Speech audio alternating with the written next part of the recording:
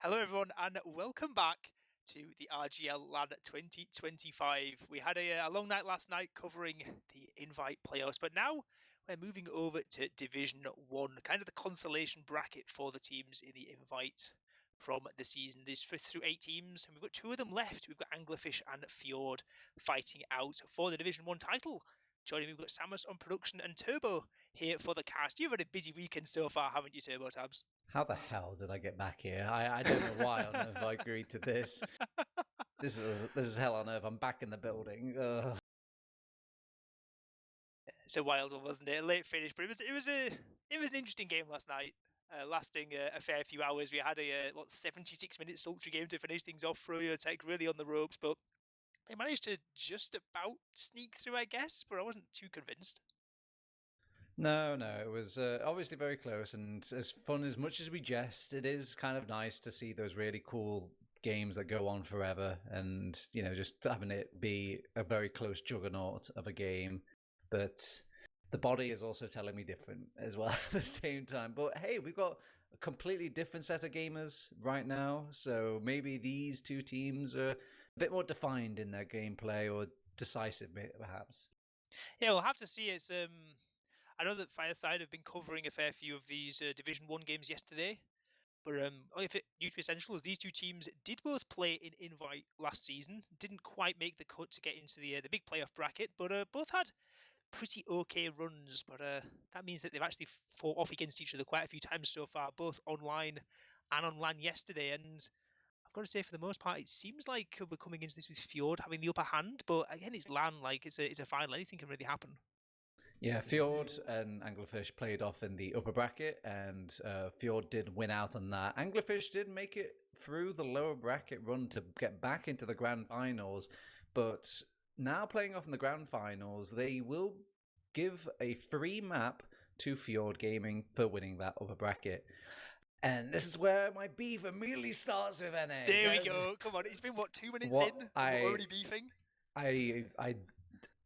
America, why? Why and what? I want you to name one other sport, one other esport. I'm going to be generous, just anything where you just give like points already freely to a team just starting out. It feels like the most anti-competitive stuff. What is Anglerfish supposed to do? Oh, you hear the map picks and bans, by the way. I'm still going to keep continuing though. How on earth is Anglerfish supposed to make this comeback and learn any lessons and make it a competitive, fun match for you guys to watch? If you have to sit here and just realize that they're already a map down, and 9 times out of 10 they get the map picks and bans against them as well. So if they couldn't beat them in the upper bracket when they had all these opportunities, how on earth is Anglerfish supposed to do it now that they've got the pick bans against them and a map bonusly rewarded to Fjord Gaming? It's insane. And before anybody says like, well, the upper bracket needs to be worth something, like getting through the upper bracket is worth enough.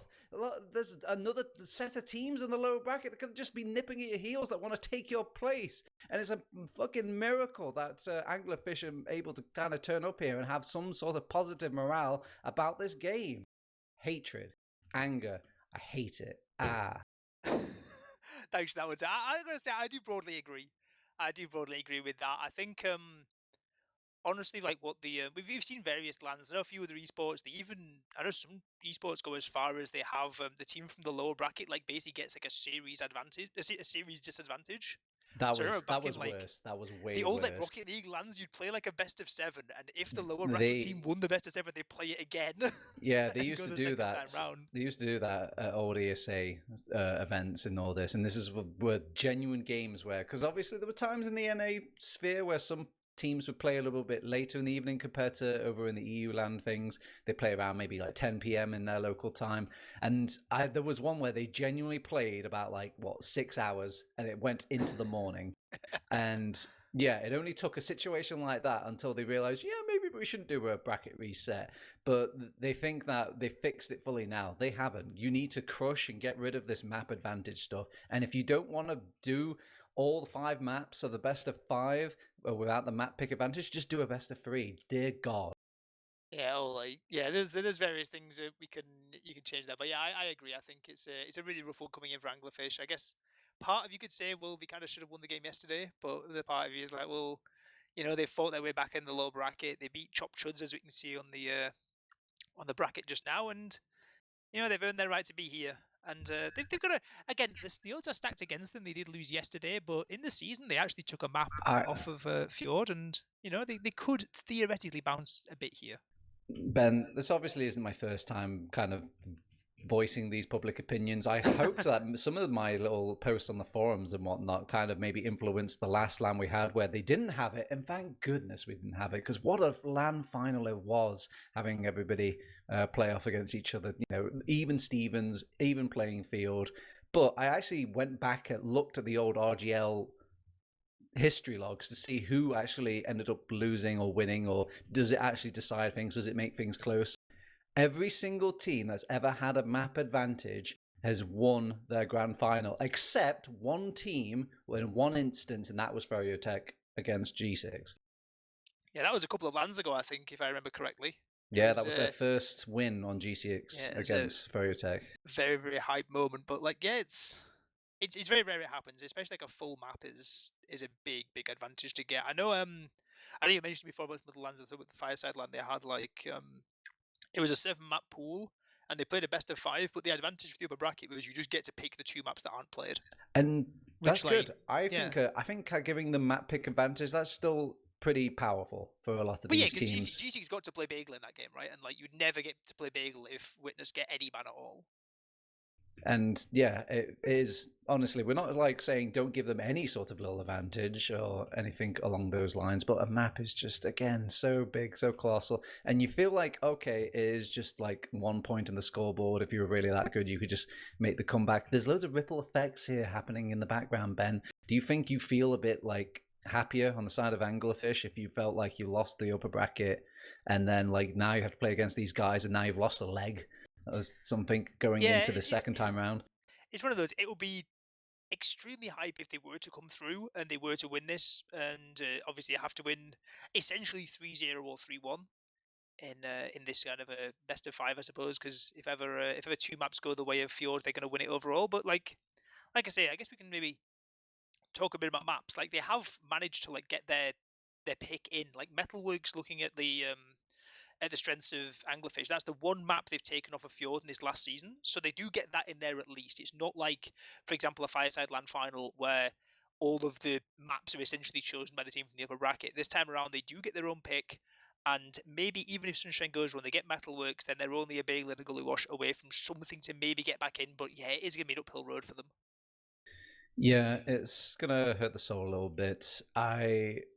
I'm trying my best to get out of the tilt zone here. There's a couple of other things as well that I wanted to address, because obviously these are a new kind of set of gamers. We did a bit of casting, you and I, of previous RGLs. I think it might have been the previous RGL season. So we're a little bit familiar with these teams, but we're not fully familiar to the point where these teams, I feel like they're trying to play little tricks on me here, Ben. One guy, he looks like his name is Pineapple. It's not, though. Look closer. It's Peanut Apple.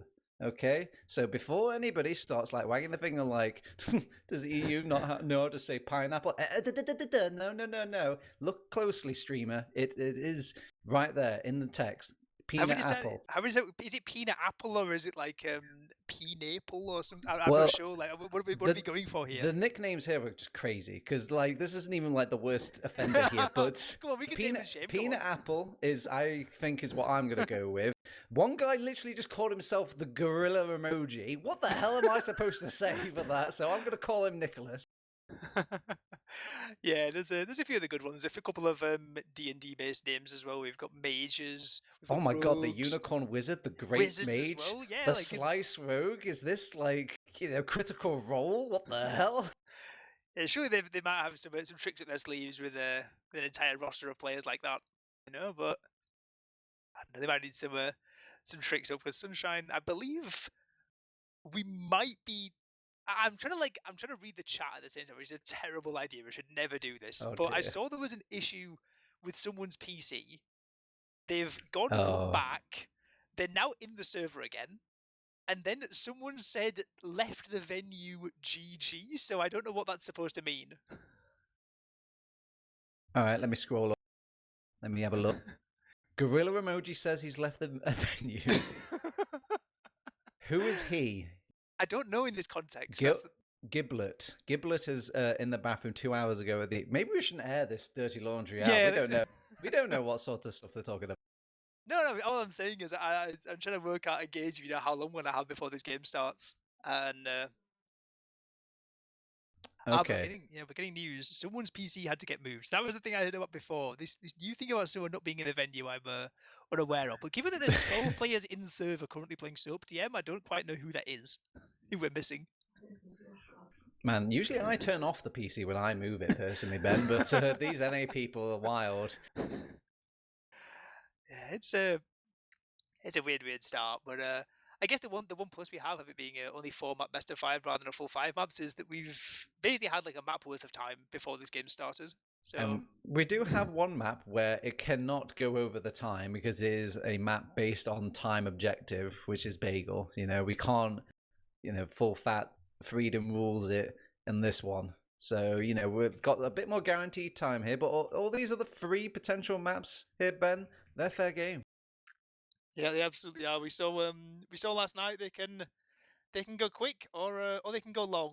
And that's the thing with this format is you can't just sit on your laurels. You can't just, get a couple of rounds up and chill and run down that time. You have to keep pushing until the bitter end. And Froyo found that the hard way last night. They did win, but they were really, really having to dig in for some of those late rounds, particularly on Bagel, on Sultry, excuse me, at the end. Yeah, it's a long one. It is a very interesting set of game rules just because it unlocks a new skill set. Before, it could have been like if you just came out with something cheesy enough and just blindside them with that first round, got a massive control of the game of Team Fortress 2. And it's a bit of a game that's a bit easier to defend, I would say, for at least a majority of teams compared to attacking. So getting that first cheeky round is very a powerful thing, but these rules from NA kind of undo that power dynamic, and because things can turn into that marathon, maybe those hours where you can hammer out a casual 8 hours of TF2 compared to say all your other really expert TF2 games, but they've got a bit more of the those crooked hands, those old man hands that I have, where you can't really play for hours on end, and you start getting tired and you get hungry and you need the bathroom and you're just sick of it and you start conceding or making little mistakes. And it is fascinating. And believe it or not, to say as much as we've been put through the ringer of this game mode, I do like the rule set, even though I am a victim to it sometimes. No, yeah, for sure. I know I mentioned this quite a bit after the Fireside LAN, because that's like, I don't know, I was very European biased on it. I was kind of feeling that the fact that games can go on forever, it kind of felt that it was the bad games that kept going on forever. It was never the games where lots of things are happening and there's great levels of TF2. It was basically the games that would go on long are the games which people just can't push, or there's bad sack attempts, constant round resets, that kind of thing. But at the Fireside LAN, I think we had some genuinely really exciting games that were elevated by the config. And speaking of it, we might actually have F4 buttons being pressed. We have finally got in. Sunshine is going to be starting, I believe. We've got Anglerfish here over in the blue, and we've got Fjord in the red in this grand final of Division 1 here at the RGL LAN at 2025. Take us away, Turbo Tabs. All right. The first thing I see is both Demomen rolling out differently. One's deciding to go a bit more flowers, one wants to go the regular choke, and it doesn't really make too much of an impact starting out things. We're just going to play our halves of the map. It's a very traditional way of playing Sunshine, just kind of grouping up, and they want to kind of ransack the flowers area over on the rest of Fjord, and I don't know about that, Fjord. It's very hard to kind of get to that sort of small square of the map and not kind of get pinned down by 2 different angles of attack. That was really nice out of Tristan. They started this rotational mid, but Tristan just baited back inside their own valley the entire mid and then came in at the last moment. They baited the rotation in front and then the pincer comes in. And that Soldier only gets 1 kill, but does a ton of damage and distracts a lot of eyes. And that just allows the entire rest of the Fjord team to come and sweep up those kills and earn themselves a massive advantage. How many times have you seen a pincer where someone walks into the pincer though, Ben? Usually the pincer clamps down, it doesn't get that is true. auto-clamped. It's like strangling yourself by pushing you into the hand. Okay, well, we're making the Uber in. We put Uber in straight away. Get the sentry gun cleared up. We even get a bonus dispenser kill. And now we need to find these soldiers. One gets pushed back, but he keeps himself alive. And this is looking pretty good over on Fjord Gaming when it comes to the defense. ×2 cap. That's 2 soldiers dealing with that. And they lose those 2 soldiers, though. However, the couple of more bodies on the point. The Demoman has to take matters into his own hands. He's only one lowly little player. 90%. Oh, Scout, though. Full fat Scout. Nobody on the point, though. Medic has to block it. Scout. Blunderous mistake here. Why are we clicking the medic at this point? He's used his Uber. He isn't really going to do much. If you just click that demo, he gets no patient, and then the medic is defenseless. Blunderous mistake here, starting out Fjord. And the thing is as well for Fjord is they were at 96% Uber when Nicholas dies at the end of that. If the Scout is just able to stay on beam for a few moments longer, they could have perhaps got their own Uber charge and defended that one. But that post-fight, the collapsing from Anglerfish was fantastic, dealing with those soldiers like you said. And now they get themselves into another mid, and it looks like exactly the same setup. We've got Tristan again hanging behind in the valley, trying to bait this rotation in, but it seems like Fjord are a bit more aware this time. Yeah, Unicorn Wizard coming for the long flank around, gets the simple medic kill. And yeah, it just came down to just keeping the pincer, but this time the pincer works more appropriately. They actually just kind of box them in, and then once Unicorn Wizard felt like in a comfortable position to make this wraparound bomb, they then struck together in the same coordinated attack. I'm not going to lie, Ben. I think I actually enjoy the gameplay of these two teams better than I did Global Clans and Ferorio's yesterday. Oh, it's been lightning stuff at the start of this game, and again the play from Tristan in Valley this time around, it's proactive the way Fjord try and deal with it. There's 2 players in, but that's 2 players not helping the combo, and like you say, Unicorn Wizard can come in and clean up the demo, clean up the medic, and earn themselves another big advantage. Only just soldiers getting in. I think they're going to use fast. Yeah, and we've all got the sentry gun, but he moved the sentry gun just as the Uber comes into the sentry. Is not having any sort of impact, but it gets cleaned up in the Uber. They switch and play on their half of the map. That's also a bonus kill. Both 2 soldiers down. Who's really going to block this point when you have enough scouts blocking it? And there you go. That's what happens. Take out the soldiers. You take out the front line, the blocking pair. The linebackers, the kind of ones that are keeping your points safe, but they will take over and get that second round. This is their map pick over on Fjord here. This is an awful state of affairs, Ben. This is actually brilliant TF2 that we're seeing from Anglerfish. Like, they're 2 rounds up already within 4 minutes, and these last pushes are perfect. The coordination, the spam, catching these players, playing the point, it's all working in complete harmony on their team. And these mid fights have also been very strong. This time it's a different rotation direction for them, and they might be facing a bit of aggression here from the soldiers over on Fjord. Yep, this is much better from Fjord. They play off of the enemy Tetris instead, and it puts them out of sync a bit. I think it's harder to make that wraparound play for the rest of Anglerfish, because it's a longer way for, say, Unicorn Wizard to make that wrap round. And also as well, you don't want to keep people in the same good habits. If they feel like they're winning the previous rounds, because obviously the Unicorn Wizard has his area kind of given up for free, but then you go and invade that area, he has to make a switch, and usually you don't really do that when you're winning these mids. No, absolutely not. The one saving grace for Anglerfish is they did get that kill over onto Nicholas, just as a bit of a salvage later on in that fight, which means that now they are up enough players, and they're actually thinking about taking some space in lobby. I'm not sure how well advised this is. They have forced out a lot of space. Actually, Fjord are respecting this, and they are backing up quite far. 1 player down, just Alexandros has gone down, and that is it. The sentry guns packed away and taken away. Engineer is gone. They've got both their scouts up, and yeah, there's cap time, but like, are you really going to try and push second just on the basis of like a half-capped second point?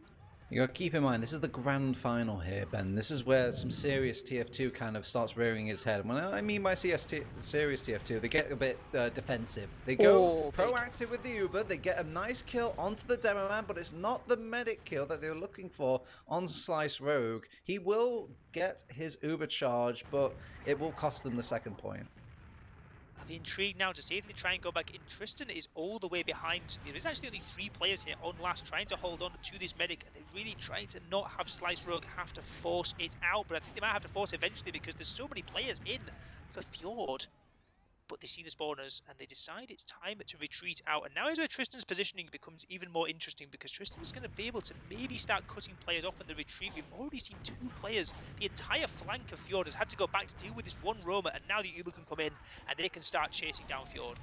Yeah, they might get this kill onto Yoss, and there we go, there's one kill. It's going to get a bit chaotic now, because you have a couple of people that can maybe go for the back couple, go for the block cap, I should say. And no, it decides against it. Just wants to play a bit safer. They're going to go proactive with the Uber, NA Uber style, and see if they can get on top of anybody over on the rest of Anglerfish, see if they can kind of equal out some kills, maybe get some bounty from those sort of that Uber charge, but it doesn't really find anybody, so they've circled back. It's quite brave of Unicorn Anglerfish to actually push out from the second and try and make this defense, but they weasel just enough kills here, but it's still enough weaseling just to kind of even the playing field, because it's so much harder to get out from last than it is to defend second. Absolutely, they are really trying to hang on to this for dear life. It's going to be even Ubers again, and this has been the weirdest like even Uber stalemate on second thing I've ever seen. It's been the least stalematey stalemate ever. This time around, it was again a great Uber.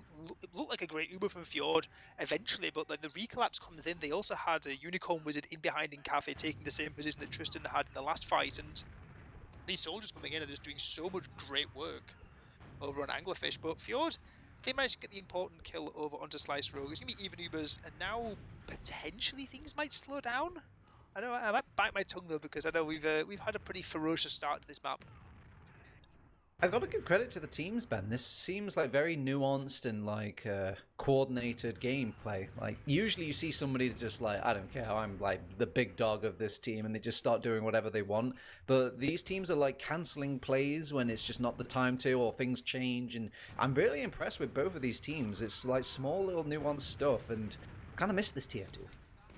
Yeah, it's really nice to see. Now he's gonna, like we say, it's gonna slow down a bit. They're gonna rotate their beam over towards Valley for now, as Necro tries to get some chip damage in onto the combo. See if they can get even a lick of damage, maybe a stray sticky bomb with that quickie bomb launcher over on Yosh. Alexandros has bombed in. And that was an attempt, I suppose. It's fine. We'll hit the jump maps next time. Yeah, it's a no risk play, and again we see Tristan going in for a counter sack. So now there's gonna even potential to maybe sack again if you're in Fjord, want to send your second soldier in, or maybe group up towards Cafe, which seems like the play for the moment. But there's time to work with, right? 1 minute 40 this round timer still. Spawner's still not in. They can take all the time they need.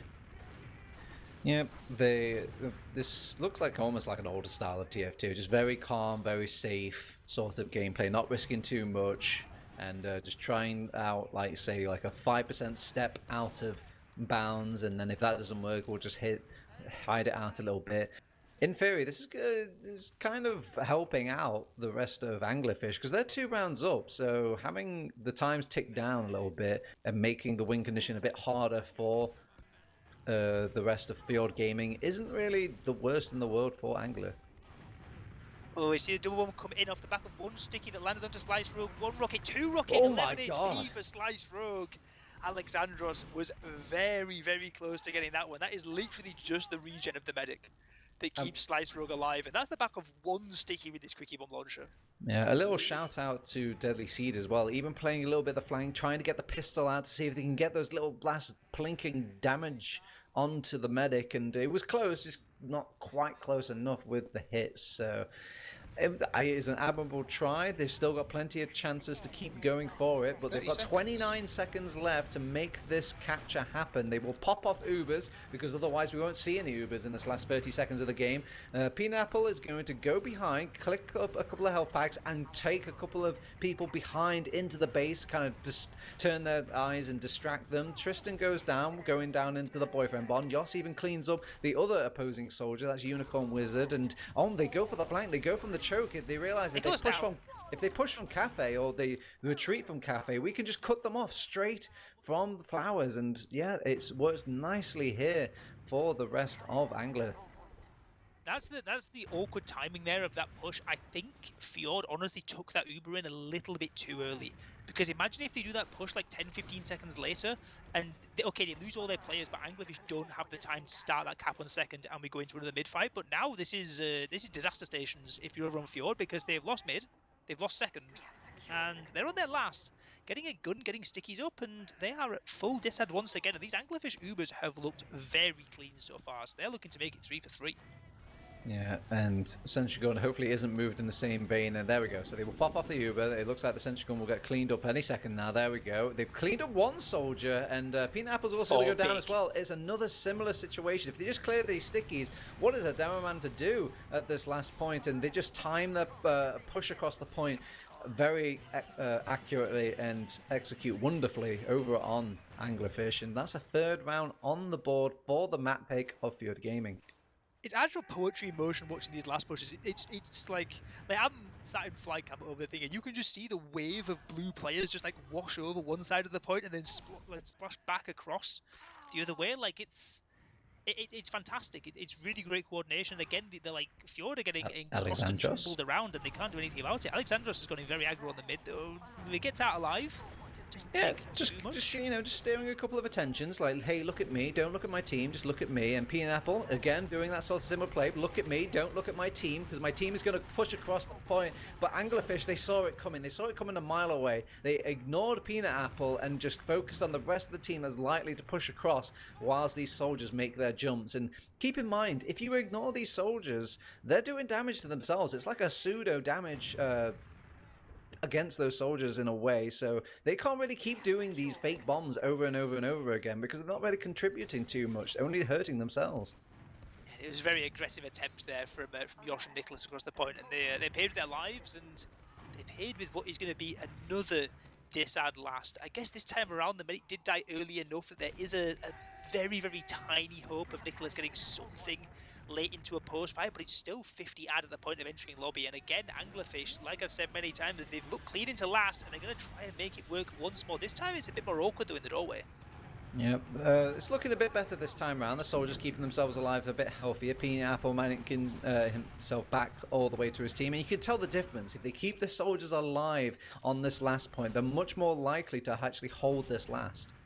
Yeah, really great work, and now they can begin the counter aggression. The soldiers flying over Nicholas, as well. Nobody realised. Oh, he drops. He drops to Unicorn Wizard. He threads himself in the mix of all this pushing out from the rest of Fjord Gaming, and realised that nobody's going to be on top of Nicholas during all of that pushing. Yeah, it was a real moment of aggression then. The Bloodlust came onto Fjord a bit, because I was with them. I was. Is the chase going to come through? They've got soldiers and a demo even flying in, trying to get in on Slice Rogue, but Slice Rogue is able to sneak out through the cafe, and in the meantime, it's not Slice Rogue who should be worried, it is Nicholas who gets caught out in transition. And now, once more, Anglerfish start rolling forward. This time into second, but they have 90% on this Uber. Yeah, they're just seeing if the rest of the Uber is enough, and it will be. They get the 100% Uber now. They should leave one scout over on that second point, start already pushing for this last, and be aware of what timing they actually make the push in. I think they won't really need to focus the medic with this much time, but it still could come into play here if they build quickly over on Nicholas. We'll have to see, because it's 80% over on Nicholas. Gun taken down, space taken behind the point. The point is just got a couple of stickies left on it. Gets taken out. Nicholas actually gets caught in the spawn door to this spam from these soldiers and the other explosive classes. And again, there's so much ground taken in these Ubers. Like, it was a matter of time. As soon as those stickies are cleared off point, even if the big collapse in the spawn door doesn't happen, the point is just free to be taken. And Anglerfish 4-0 up.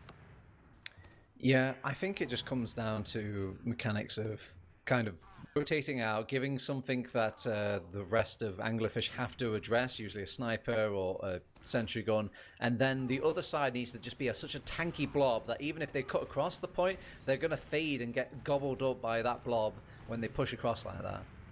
Yeah, got a bit of 1v1 happening here between Unicorn Wizard and Alexandros. Unicorn Wizard wins it out, but pays a lot of damage, so he's going to have to retreat out of this fight for now. But in the meantime, the entire combo of Fjord has just lost all space. And like you say, they're just cleanly swept out. But now they're going to have to face a stack of their own, because Tristan is in, gets one rocket away, but the first one was eaten by the lip of the concrete. So it's going to be another day to live for Nicholas, but how much longer though? Because the aggression is already coming through. Anglerfish are feeling so confident right now. I mean, both teams are doing an admirable job of, like, you know, switching on and off the aggro, but it seems that Anglerfish are just that 5% stronger compared to the rest of Fjord Gaming in this map right now. And these lasts have not been kind of reassuring for Fjord Gaming to come back to. They don't really have it figured out. I don't think I've seen one that's clicked so far. Yeah, the thing is, this time around, for the first time this map, they've actually got Uber charge on the defense, so it's going to have to be a bit of a slow burn this time from Anglerfish. And they use the fact that Tristan sacked early onto second to bring up the sniper. So it's going to be all eyes on the Australian, see what they're able to get. Peeking in from this far left-hand side, there's a scout showing their head, but not quite enough for Tristan to land the shot yet. But on Sunshine, he's going to be very careful. You can cut off so much of this last point just by peeking wide on his left-hand side. So that's why the soldiers had to come in and deal with the sniper. Alexander's getting that kill. Yeah, they even get a bonus Demoman kill as well over against Anglerfish, so that does make the bounty on second that a bit more tastier. Pick a door, any door, it's yours, Ben. Yeah, well, I think that for now they're just conscious about trying to get a sniper peek and seeing if they can find anything. I like that they're not just barreling in off the back of a demo and a sniper pick and just, you know, hurling everyone forward, because we've seen teams do that before with mixed results, but particularly when the enemy team has an Uber.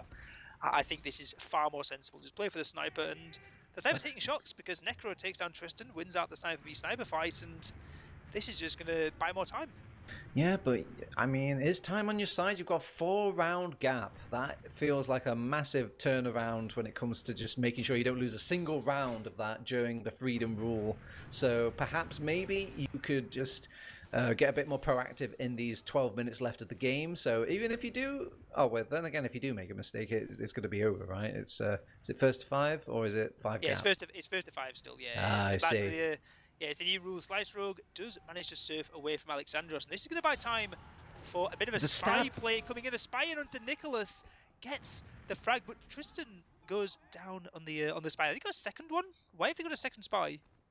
I mean, I think this was. I guess they would never have expected it. Spy insurance? I don't know. You know, that's it's pretty wacky. You definitely wouldn't see it coming, but these are situations I guess you're not prepared for. What if the first spy does work? Now you've just got one dude on your team. It's kind of useless right now.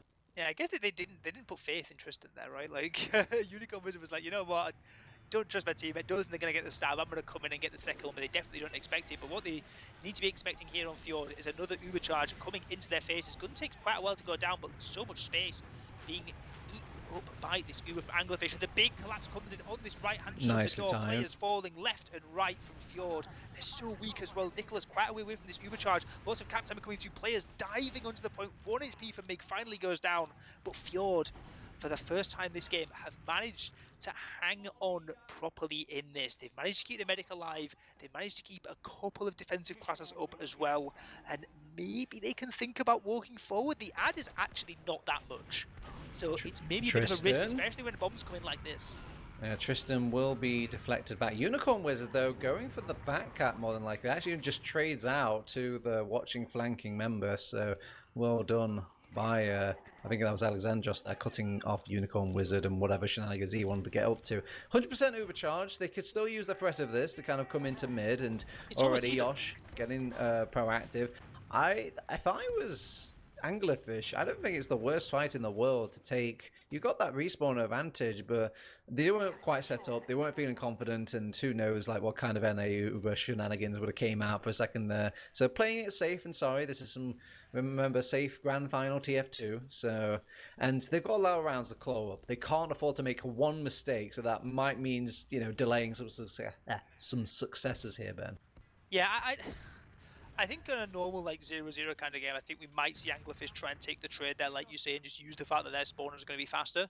But they're 4 rounds up. They don't need to be getting into these scrappy like toss-up kind of fights. Because if you get a trade there and you like it goes badly, you can just lose the round there and then almost. If you get wiped on mid and they start like steamrolling through cap up mid, cap up second, you diss it on your last, like that's how games get away from you.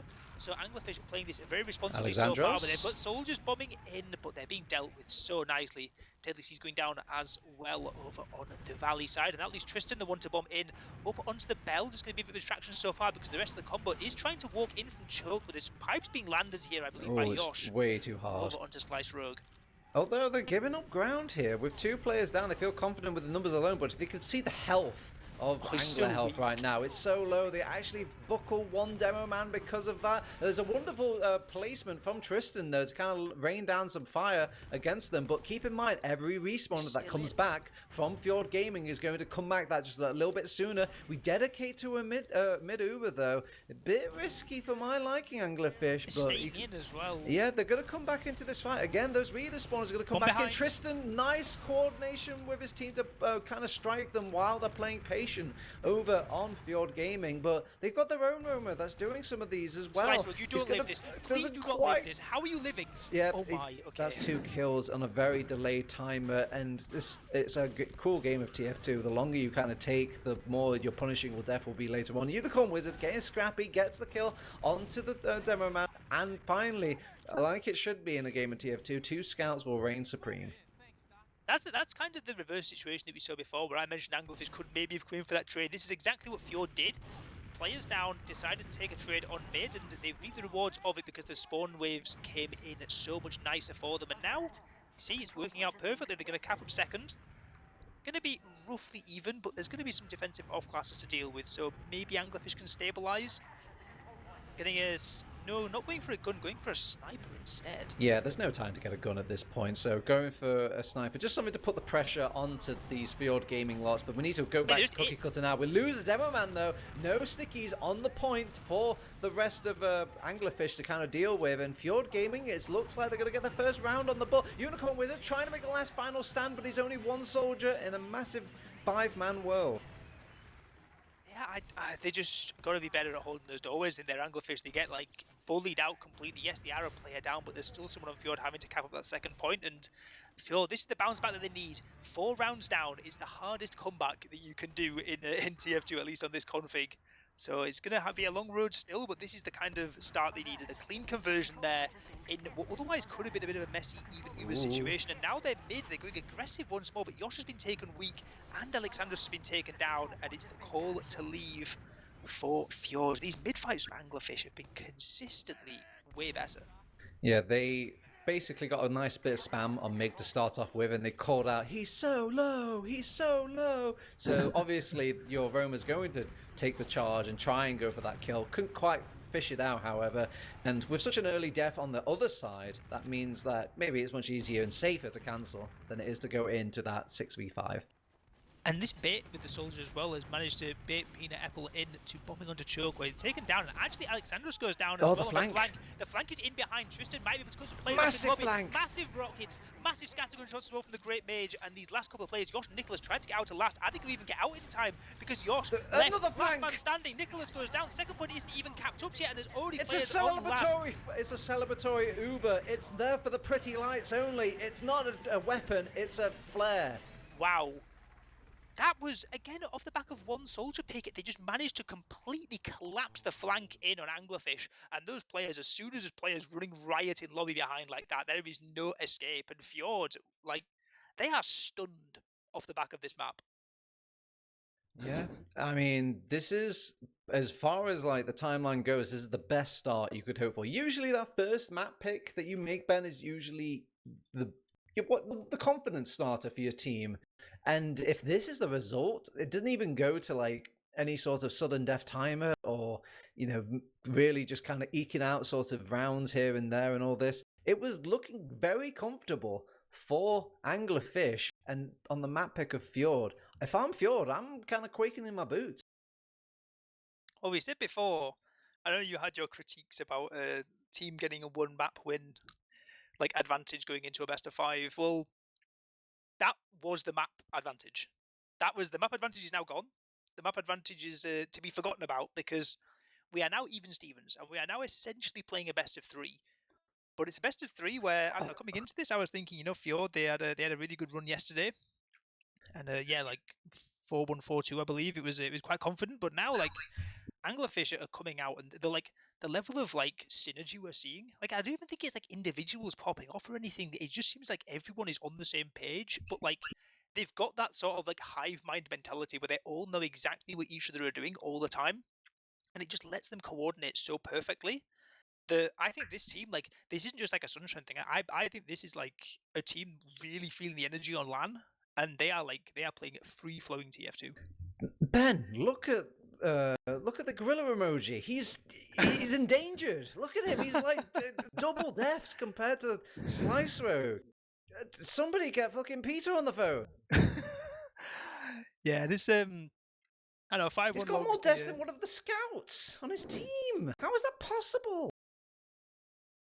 Yeah, it's been a rough one, but like, to be fair, the flank has been collapsing on a couple of moments, like at the end, and also like these mid fights were not being too kind either. There's a lot of little coordinated soldiers. So Unicorn was with a couple of nice bombs over to Death Corner as well. Like yeah, the gorilla emoji has not been having the nicest time. I'll say that much. My. I mean, unfortunately, we're going to maybe not tarnish his good emoji name as, we've called him Nicholas for the sake of our overlays. So maybe, who knows? It's like, oh, that Nicholas guy? No, don't know who you're talking about. I'm Gorilla. Identity change, Yeah, we're seeing in the logs as well that pineapple, peanut apple. It's fine. It'll be fine. It'll be all fine. I'm still going peanut apple. I think. I think I'm happy with that. Although it's it's very. Oh wait, it does say pineapple now. Yeah, on the logo. He's changing it. He's changing it purposely. He is. He's gaslighting. He's gaslighting me. He's gaslighting you, Twitch chat. I'm telling you. Okay, it's not pineapple. He changed. Well. Feud continues. Casters versus players changing their names. Anglerfish have gained a new fan right now. They're the wizards. The two wizards wouldn't do this to me. Great mage, the unicorn wizard. All right, Ben. So we're gonna have to put the logs away and put away these outlandish names and talk a bit about Metalworks now. This is going to be the second map, so this is going to be the map pick of Anglerfish. Obviously, Anglerfish. I'm not even going to ask you the question. They're feeling confident going into this second map. But what kind of gameplay can you kind of expect from Metalworks? Does it change majorly compared to Sunshine? It's so weird to say because I think the things that were going well for Anglerfish on the first map, I think are going to work for them on every map. It's not a sense, like I said a minute ago, it's not like a one player is popping off. You can't say, oh, Metalworks is good for soldier bombs or anything like that. So their soldiers playing well. I think genuinely just the coordinated nature of it means that I think we might be seeing another Anglerfish win. It's also a map they played well in the season. This is the only map they've actually ever taken off of Fjord since the start of the season. Was on Metalworks. It was a 3-2 back in the online phase. But I think again, like there's so many places where you can get caught off on flanks. Like you imagine teams retreating from mid. There's players collapsing in from the alley side. You've got all the players you can do underneath. Like it's a map where you can really start cutting players off, and we saw that happen a few times, even on Sunshine, which isn't a map where I traditionally think of that being a thing. But on Metalworks, I think it's even more of a thing. So I am very much in Anglerfish's like I wouldn't say fan part because obviously we've got some neutrality, but I think they're going to win. You do mention these points where they have a lot of like options to make these sort of pick plays and whatnot. I don't think we saw too much pick play going off. It felt more like just like correct decision and clean execution on the side of Anglerfish. Sure, yeah. So it'll be interesting. I'd like to see if if they think that a map that facilitates more of those other aspects that we haven't really had a chance to see, which is this pick play and more these slow pushes as well. I would be fascinated to see if Anglerfish have got more of a complete package here, and if they can show off that and kind of maybe bring down the morale and the confidence, thinking that, man, if we can't beat him this way and we can't beat him that way, what are we supposed to do over on Fjord Gaming? This could maybe make it more of a full map win in their minds for all these teams. Yeah, this is the thing as well, like Fjord, like they're gonna wake up at some point. They're gonna step up. Like this is the team that's beaten everyone so far in this Division 1, including Anglerfish yesterday. I think they will. I don't think they're going to roll over so easily. And I think last map they were getting kind of outplayed. But I think it's first game of the day. Like local time, it's still like fairly early, right? Like it's still like midday or something, right? Like game start at midday. So I think this could, teams take a bit of time to get into the rhythm, and I think Fjord might step up. I think you also inspire a good point in the fact that it is early in the day. I feel like Anglerfish feel fresh, This is like when you first couple of seconds of an official, you feel very much like remembering the plan, remembering the execution, your training, and like how you coordinate. None of the scrap is entered in yet. You're just kind of going off procedure and all the muscle memory that has been pushed into you from all the scrims. And it's looking very clean so far, but when things start getting a bit tiring, that room starts getting hotter, and things start slipping away a bit more, and people get a bit more heroic. Maybe that's more Fjord's gaming's like style. Yeah, it absolutely could be, and especially like this first map was quite a short one, so I think It was a short one and also probably quite an unstressful one for Anglerfish, right? Remember, they were 2-0 up within 4 minutes. And like that just relieves the pressure for the entire rest of the game. Okay, it's playing on LAN, it's a grand final, those sorts of things are there, but you're not like really in like the kind of tense could go either way sort of situations of like going to like a golden cap or like next round wins kind of scenario. So I feel like in those situations it's easier to sort of play this sort of calm, coordinated TF2. But like you say, if it starts getting games dragging out, it gets messy, it gets tense. That's where we'll really start seeing. If Anglerfish can keep the same sort of play in those scenarios, I'll be very, very impressed.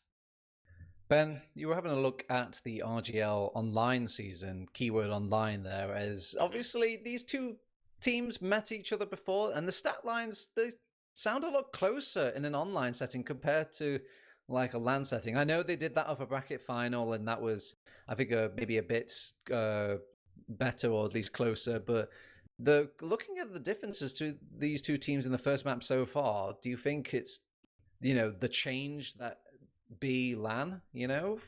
Is this a LAN team that we're working with maybe for Anglerfish?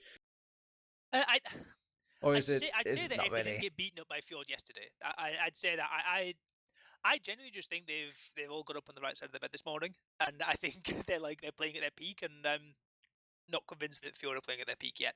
But there's still 3 more maps to play potentially for them to wake up and get their get in the gaming mindset, and get themselves locked in. But no, I think I would say it'd be like a LAN thing, but yesterday we saw like they won pretty handily, like 4-1, 4-2. Like that doesn't happen if you're not a confident LAN team. So obviously this is the Div 1 Grand Finals. You could make excuses here that the inexperience might be showing of a bit more for these two teams, but is that level of inexperience means that some teams aren't sandbagging a bit, maybe saving strats perhaps? Do you think Anglerfish are like maybe even feigning that weakness in those early portions of the game, or the tournament I should say, and then like now showing their real colors? Or does it not really, is that just way too advanced for a Div 1 level? It might be, especially when there's a map like disadvantage as well. I think you'd rather just make sure you get the map advantage going into the grand final. I know teams do save strats in some tournaments, especially when there's not a map win. Like you've got like all sorts of weird strats you can use, all sorts of like even just the tiny things like a demo might have like cocked up like some of the wildest sticky traps ever, and like doesn't want to show them early in the tournament because they want to wheel them out in grand final. I remember actually back to the Denver LAN, like Pappy was running battalions back up on Bagel for like the first couple of rounds, and that was something they hadn't shown the whole tournament. They were like, you know what, we're just gonna have it in our back pocket, and if we need to use it in the grand final on Bagel, we'll bring it out. But I think in a tournament like this, where there's a map advantage, I don't see anyone holding anything back. You just play as well as you can the whole way through and do your best. Obviously, we're waiting for a bit more time here. I'm sure everyone's just trying to get their chairs lined up, their keyboards at the correct angle, whatever those wacky keyboards angles are. My God, have you been to LAN? Have you seen where people and seen how people play? People's noses pressed against the monitors. It's outrageous. Yeah, you never realize how exotic some people's way of playing is until you see it in the here and the now. Obviously we're just casting this remotely. We don't get such a privilege. But while all these gamers are kind of setting up all their weird angles and weird chairs and weird specifics, is there anything over this LAN event that you don't think you've seen enough? Obviously, they have a bit more different rules here. They have a bit more freedom in their unlocks as well. Do you think there's something that maybe is a bit slept on and you'd like to see whipped out in the grand final? The main one that I'd be looking at here on Metalworks is the parachute unbanned? I believe the parachute's unbanned now, isn't it? I assume the parachute's unbanned. I mean, we play the parachute, and yeah, we'll be the first ones to do the parachute. Did RGL do it as well? Because the parachute is very good on Metalworks. Yeah, like on last point in particular, like the parachute, like on defense. If you're playing defense with their side, you can have a parachute soldier sit on the lamp above point, and they can just start parachuting down, and they're just like unhittable. I think even on second point as well. Oh, I you think can sack with it, yeah. Yeah. It's pretty good. You can just kind of set up stickies on that doorway, that shutter door, and now the medic has to make a decision. I could step out and obviously nullify those stickies from keeping me away from the rest of my team, or I could, guarantee my safety and go back in And usually the Demoman doesn't get such a luxury because he's mincemeat, as soon as he enters that second point. But with the parachute, you afforded at least a good 10 seconds or so of this. And I think it's a really cool, cheesy idea and we don't really get to see these too many ideas out in the wild of outside of last point, because teams don't really have that chokehold on each other. I think was it maybe last season or the season before? I think KN had a crazy clip on Metalworks second with the parachute. Does the high bomb off the wall and then just sort of floats down above the enemy combo who are trying to push him from choke, and they just can't do anything, right? Because there's a soldier just slowly descending in, and they're not you can't used to splash it. him on the ground. Oh, exactly. Right? No one expects the parachute to just land on your head, right? Yeah, and it's got to be awkward if you are kind of standing there staring at this man pie high in the sky that you feel like you should, your scout senses are telling you need to be ready to deal with this guy. But while you're looking up, all the rest of the team on that soldier's parachuting side is looking down at you into the ground because they've just been killed. Well, I think we can do with the tournament, because now it is time for the tournament to start. We've got map number 2. It's equalised at 1 apiece for these two teams, and we are rolling out here for the Metalworks map, the pick of Anglerfish. After winning the first map 5-1 on the enemy pick, now we'll see what they've got to show here on their own. Okay, so no early Roman rollout. Oh, I beg my pardon. Tristan immediately going for the jump and punishing Yosh. No demo man for the rest of Fjord Gaming. That's usually a death sentence, and yeah, they see the writing on the wall, or more like the demo man on the wall, and they're going to back out nice and cleanly, though. That's the important thing, is they get out without dropping any more players, without sort of staying in, taking a ton of damage, maybe getting caught out perhaps with flanks or anything like that. So now it's space taken by Anglerfish, and they're already trying to look forward, trying to find their way in. Yosh has arrived, so stickies are going to be up. It's not going to be too much of a time sensitive, or there's a player down, let's try and fly in quick. It's just going to be a stock standard push in. Actually, no, it's not, because Fjord are playing for aggression in the house. They're bullying out Unicorn Wizard, but only for a moment. Well, honestly, well played around from Unicorn Wizard to be in a position to not get jumped easily and back out, disengage. Also, credit to the rest of Anglerfish that they tried to react, honestly, as quickly as they could to deal with that flank kind of collapsing in. And then a double kind of well done to Fjord Gaming to cancel it when it didn't go to plan as quickly as well. Honestly, pretty good TF2 from both of these teams. Yeah, that was really nice. We saw an attempt there at a sack in from Tristan, and a bit of a counter from Alexandros as well, but nobody going to go down. Everyone just sort of fading around, trying to bait out anyone, see if anyone oversteps the line. But the line is being played pretty carefully so far from Fjord. They all know their positions. They all know about as far as they can go forward. Alexandros going to walk a bit far forward as the soldier's flying this time. Tristan going to land in onto Alexandros, who might be in a bit of trouble, but no, actually, Deadly Seed is able to finish that one off. And now, do Fjord go for anything? Do they decide now is the time to start counter-sacking? Well, they're not wasting any time, so I'll give credit for them to get proactive with it. Fjord making their way through Valley, but Alexandros is feeling the pressure of that flank, and yeah, I think they're going to cancel off the back of this. God, so much respect between these two teams here. It seems just like only one player and their health situation is enough to cancel something. The thing is with Metalworks, which is kind of unique to this map, is that it takes a lot of time to walk from your default second hold to mid. Right, so it takes them 5 or 10 seconds to buff through these doors, push through, and then by the time you're in a position to sack, sniper. Yeah, the sniper is up. By the time you're in a position to sack, the enemy team has got their spawner, so you have to back up anyway. And now, like you say, it's all eyes on Tristan. He's walked very far in. That was a bit ambitious there from Tristan. He's punished for those ambitions. As is Unicorn Wizard as well. And Great Mage. Ubercharge forced out. Oh, this is grisly now for Anglerfish. Yeah, they do try to get a bit greedy with the soldiers, though. They see if they can get both of those soldiers behind. I don't think they really need to do that, as they have their own Uber kind of bubbling away that could have been popped at any moment. I think if they were a bit braver and maybe didn't lose so many players over on Anglerfish, they had resolved to maybe just keep fighting for a bit. Because I think if there's just enough players down, that Uber doesn't really have enough bite to it. Well, the thing is, though, the important part is that Nicholas does still have an Uber charge to use after the end of this one, so they can start walking their way in. We see a passive setup from Anglerfish. They're really fearing this one. They don't want to get caught out, and it seems like Fjord looking like they're going to try and use it in over on the ridge. Yosh getting chuckled around before the Uber charge comes in. It gets delayed a little bit. Yosh going to bomb in. take some space, but I think space might be all this Uber charge is getting.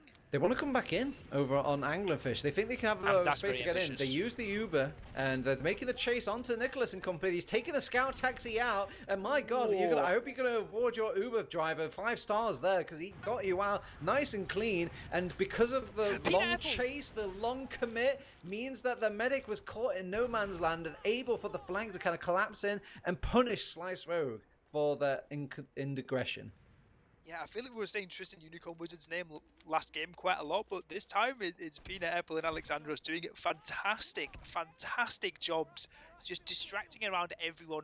We had Alexandros taking on the entire flank single-handedly in lobby, and then in that post fight, right when the medic is trying to retreat back into safety of lobby, Slice Road goes down to a really nice bomb, threading the needle between the scouts onto that final shot. And now they basically have almost the same push again. There is an engineer building a gun upon last already, and they're going to see if Fjord can get in without having to use this Uber. It seems like they're able to, but they've dropped a soldier, so this, I think, might stall them in their tracks. One soldier for a bit of space, and, you know, the second point is not the worst in the world. Unicorn was a blindsider, did not expect them to use the Uber this late into the game, and now they do take out the sentry gun, but they're going to get their own Uber over on Slicework. That's a guaranteed defense for this last point. Then focus now for the rest of Fjord Gaming is just not limit casualties a bit and just keep second secure. They're doing what they can to try and barge through. They're actually still going. This is incredibly brave from the rest of the team. You've got Great Mage coming in. Necro actually behind. He's going to find the kill, and Necro's actually going to run last, potentially go for some kind of backup onto Unicorn Wizard. Unicorn Wizard gets the frag, but now there's still only one player down, and with the flank completely deleted, I think Anglerfish might be able to stabilize somewhat. It is a slight disadvantage, but it's maybe not enough to be pushing off when they're so passive. But these pushes, like, my heart rate when teams start pushing out of last like this, I am like spiking through the roof. Like, I am terrified for these teams whenever I see these push outs from last, but they're making it work, so credit to them. Gotta give credit to Mig for taking, obviously, the brunt of all that damage. Kind of just bust through the door pseudoly as to just take damage and allow the rest of his team to get in unscathed and start clicking on the first person they could find, and then the dominoes fell from there. But it's still looking like a traditional second hold right now for these two teams. So in theory, it should be eyes on these red soldiers over on Fjord Gaming. See what they can kind of cook up. Are they going to go for these med picks? Maybe do a bit more fakes? There's a lot of nuance actually with these sorts of wall play here, and a bit more like faking of shallower jumps coming from Fjord to start things out. And Unicorn Wizard gets the better with the flank over on Pineapple, and with one soldier down, they decide to reset to mid, and the game changes. Now it's up to Anglerfish to mess up. And they've already got a lot of space as well. There's still 6 more seconds on this respawn from Peanut Apple, and a lot of damage being taken by Nicholas. 20 HP on this medic. Tristan's going to come from behind though. They haven't checked up with him. This has to be a force. No, Tristan, actually, great play from Necro there. Pays with their life for it, but that was a guaranteed force if Necro is not able to turn around and not aware of Tristan in behind. Yeah, obviously they were aware that he was behind, and you have to just do that personal little timer that you think, okay, how long is that soldier going to get to, you know, get some health back, get back into the fight, and it was kind of timed perfectly. Credit to Fjord Gaming. Oh, nice pick found in the shape of Deadly Siege going down, and it seems like, yeah, you take out one arm of the foundation here, Ben, and the whole building just comes a-crumbling. Might be even worse as well, because they're going to lose the midpoint. I'm not sure. I think Yosh is going to get denied a forward spawn. I believe Peanut Apple and Deadly Seed are going to be okay in that regard, but Demoman down on second could be rough, and that's why we see all these players stacking it up. They don't want to face a demo, don't want to face those sticky traps, and now, with that reward, they can start pressing it in and maybe go for an early sack while there's no stickies. Yeah, the soldier getting proactive though. The best defense. Massive drop! Offense here, Ben. They're gonna get the drop against Slice Rogue. Where is your Uber charge now? Very simple gameplay for Fjord Gaming. Just keep Nicholas alive, but that's gonna be easier said than done. I think we're gonna have to use the Uber, but we haven't popped it just yet. Balls of steel. We finally used the Uber in the final moments. 20 HP on Nicholas before he will use the Uber charge. Again, a bit proactive of Peanut Apple. Kind of forgetting there is demo men in this game. I think that was a blind debt, so hurts the soul, but it will also hurt his team. That was wild, and honestly, massive credit there. I know we caught Nicholas the gorilla emoji on blast a bit, and after that last map, but that was some fantastic work there. Like, even just not forcing after the first couple of players, it really means that Anglerfish have to keep sending bodies because they really have to use the opportunity to get that force. And now with 3 players advantage, they've managed to stabilize themselves. It's going to be no uber advantage because the force did eventually come out, but they've got a full point for it. And now they are the ones looking to perhaps mount an offense. Going to just build up the rest of this uber. There's no rush at all. Buff up their players and see if we can have any more heroic, because that was a really, really nice bomb there from Alexandros that got the drop over onto Slice Rogue just moments ago. You know, these two teams have really been impressing me, Ben. I'm actually a bit sad that they didn't have their opportunity to kind of play in the invite bracket, play against these top teams, because the way they're playing, I can't, discount it. I know it looks a bit like boring TF2, and they're not really, but it's smart TF2. It's clean TF2.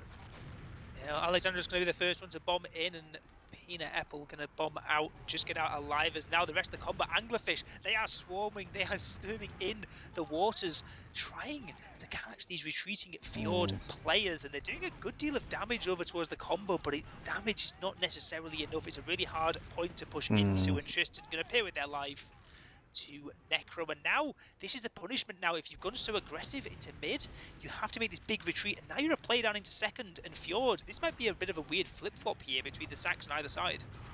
Yeah, the only thing I'm not liking so much about this game compared to, say, the invite bracket is lacking that speed.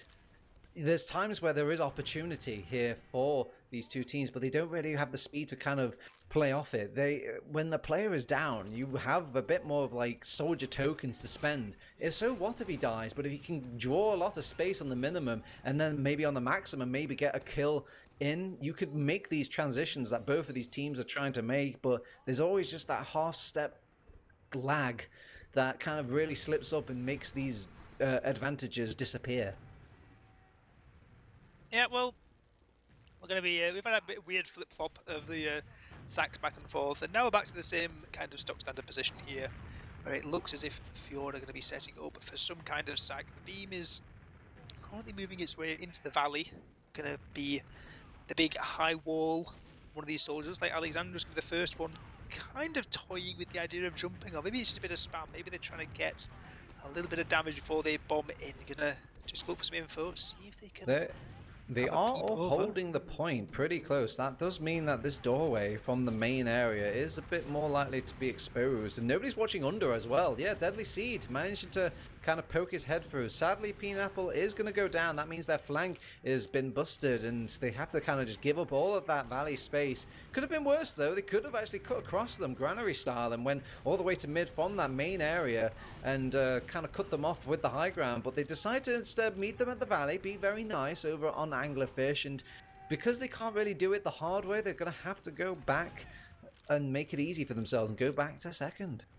Yeah, with 40 seconds left, it's really not the end of the world for Anglerfish, but Fjord, they have kind of one more attempt at a sack. We saw last map in a similar situation. They took like a very, very audacious Uber in and were punished for it. Nice this time rockets. It seems like just pressure nice. cooker, the big rockets from Peanut. Oh, Meg's even going to go down as well. Chase, my pretties. Keep going, Fjord. Yeah, the scout knows what's up. Deadly Seed, although they're thinking, okay, let's just play with the Uber. Alex, they use the Uber, actually, very proactive. Unicorn Wizard managing to not only force out the Uber, but get a cheeky kill onto the Demo Man as well. It's getting a bit scrappy here. Slice Rogue is not really going to be paid attention to, but that's good, because they just need to really clean up the easy fraggers at this point. Mig is going to come back, but he's just way too slow on the respawn. That is 1-0 on the board for Fjord Gaming. You can see, Ben, the teams that are striking and keeping the speed up in these moments of weakness wins out around. Absolutely, and that all starts on that second point just with a fantastic pressure play. It's nothing too crazy. It's just they blobbed up and they just spam towards the point and they coordinate spam onto the correct targets and get 2 free kills before they've even had to use new, before they've sacked anyone into second. And from that moment on, Anglerfish were on the back foot and it was a clean conversion from Fjord. But last mid-fight it wasn't too clean from them, and this time around they've lost a lot of space early on, getting spammed out of these doorways as they're already down one of their soldiers, 1 for 1, but with Necro going down 2, it's going to have to be a retreat again from Fjord, and on both maps so far, it feels like Anglerfish have had the better mid-fights. Yeah, Tristan did go down, but it was a very space-making kind of role where it allowed the rest of his team to get onto that high ground and feel like they have control of the mid and just keep steadfast, ready for any sort of counter-aggression. There was maybe a twinkle in the eye of Rosh reloading his stickies and thinking maybe we can make the push for it, but when the scout went down on the flank, it was an easy decision to make for the rest of Fjord. Yep, and now it's all eyes over towards this sniper. They are aware of it. I believe Necro on the respawn did have a brief check on the off classes, and given how many times Tristan has come up on sniper both on the last map and on this one, it's kind of expected. But it's not necessarily the easiest point to snipe into. This underground angle is, we maybe see some toes up towards the shutter, but have you seen where headshot. Have you seen where Nicholas is standing here, Ben? This is a rogue spot. No, you don't really see many places, times where Medic wants to go here. You can see basically it's a very claustrophobic place to stand. Against a sniper, it's good. Perhaps, but it makes me wonder that there is 5 other team members on the rest of the sniper's team, so perhaps we'll see. Let's see how it works out. Yeah, well, the soldiers are going to be the real threat here, with Fireball and Alexandros just constantly toying with the idea of bombing around. It means that Tristan can't really go too far in. As the soldiers trade up 1-for-1, this is actually going to open up some space for the aggression from Anglerfish. They're really trying to bully their way forward on this alley side and actually finding a second frag over to Deadly Seed and a third onto Yosh as well. Great mages going behind as well. This could really turn the tide in the favour of the Fish here as they're really trying to collapse in, trying to get this force out to Nicholas. The force finally comes through, but eyes on Slice Rogue, who seems to be like they're walking away to safety. Great bow as well onto Megan. Slice Rogue lives to fight another day. The Fish manage to take the second point and taking it without using their Uber. One soldier up as well. They might want to go very fast here. Yeah, it's they've got a sniper though. It's a bit annoying, but he does kind of commit and do some work already by taking out Alexandros. So his job is kind of done in a way. They go for a Hail Mary Pyro. Doesn't always work out, and with no demo man and just like 5 players left, it's very, very easy for Anglerfish to get their first round on the board. Yeah, once again, it's not like the traditional way we're seeing Metalworks kind of.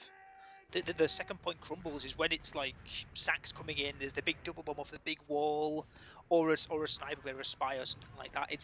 But this game, both rounds have come off the back of these like sort of slow burn pushes where they just focus out the damage and just get out a couple of picks and then roll forward as an entire unit. And Anglerfish showing they can do it just as well as Fjord as they have equalised the score at 1-1. I am seeing a bit of concessions from kind of decision making from the two teams, but it works out for Anglerfish this time around. And again, we're just stuffed in that valley over and over and over again. Tristan does go down, but he does his job by just putting everybody in the box. I'll be sure this is like actually live, and this isn't the last mid just again, because I swear this is the exact same mid that we just had. Yeah. This is the groundhog mid, I guess. But we've also got Justin coming up with Sniper as well. Is this actually the third round, or is this the second round still? Well, if you turn to page 10, the script here says that we are going to repeat things a little bit, but this is what the audience wants. And maybe this is what Fjord Gaming wants. As far as mids go, you have your medic, you have all of the other 5 players of your team alive, you have opportunity to make the comeback here, and it worked for them on that first round. Is this the worst scenario for them? Well, we'll see. This time around, again, the sniper's going to peek in. Let's see if Tristan can land anything. In the air. Yeah, I think that they're scared because these soldiers have been bombing around because it's the way you try and beat this sniper, right? You want to do the high bomb to land on the soldier. Oh, Ben, maybe we should message Tristan. I've got an excellent gun for you. It's called the Classic. Oh, I bet if yeah, there's certain individuals in Europe who I think might be thinking about that. There's certain proponents of it. Rings out, he finds a demo man pick, full fat 450 on that demo man means a dead soul for this last point. What are they going to deal without the stickies? Yeah, so in theory they can play the point a little bit more liberously over on Anglerfish. They deal with their first freebie soldier. Scouting! Nicholas! Golden. It's going to get pressured by the scout, and the Uber's been forced out. They try to pick up the best of a bad situation and just see if they can force out the enemy Uber. They do, but is this a place you want to be in? It actually works out because they take the scout taxi out and cut off Great Mage's escape. Fortunately, Slice Rogue got a bit wise and backed out start just that little bit earlier, maybe too early, leaving his troops to die, or maybe just early enough to keep himself alive, and he is the more important piece. Tristan? Tristan's still hitting shots in the midst of this, but I've got to say, I think that's a bit of a mistake from Anglerfish. Nice Actually, really good work there from Fjord, because we saw the Ubercharge gets forced out, but they managed to cut off the retreating combo from Anglerfish, and it just means that they can't, like, because if you imagine there, they lose one scout for the force and everyone backs down to second, that's almost a one round. They can come in with full ad just afterwards, but now that Ubercharge was able to get basically nothing as they were forced out themselves, and they have Unicorn Wizard with Unicorn Wizard bombing in onto the medic, and actually, never mind, they're going to get their ad regardless, unless Alexandros has something to say about it. Alexandros going to bomb in onto the medic. 1 rocket, 2 rocket, 3 rockets are needed, but the third one does the damage. Alexandros potentially round saving, only but one never scout, mind. though. There's 2 players up. Deadly Seed going to spawn in as well. Golden with Necro players on point already. They're floating on the point. He's going to be ready to cap it, but maybe just a little bit too early, underestimating how long it takes to cap that second point.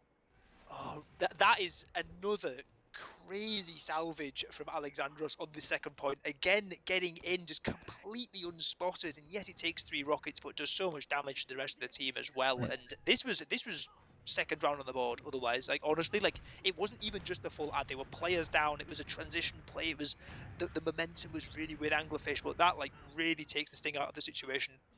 So kudos. Where was the pocket scout for? Usually the whole job of that pocket scout is to keep your medic alive, but I guess if you're spending him to kind of get aggressive and push people out of the second, maybe can't really be on top of Nicholas at the same time. It's got to be Nicholas, I should say, Slicework at the same time. It's got to be pretty stressing in a game like this. Yeah, we're into, I think this is our first, like, Metalworks last stalemate of the game. I think it is. Which is kind of weird, because you've had a lot of other stalemates, you've had a lot of the second stalemates, we just haven't had the last ones just yet. And I've got to say, 2 scouts and a sniper is going to make it kind of hard to get in. I think this is where you'd really rather it was one of your scouts on the sniper class rather than one of your soldiers, because, okay, the sniper peeks in and buys you a load of space. There's now only one soldier that could use that space to spam, to sack, anything like that. The scouts are not really going to be able to do too much.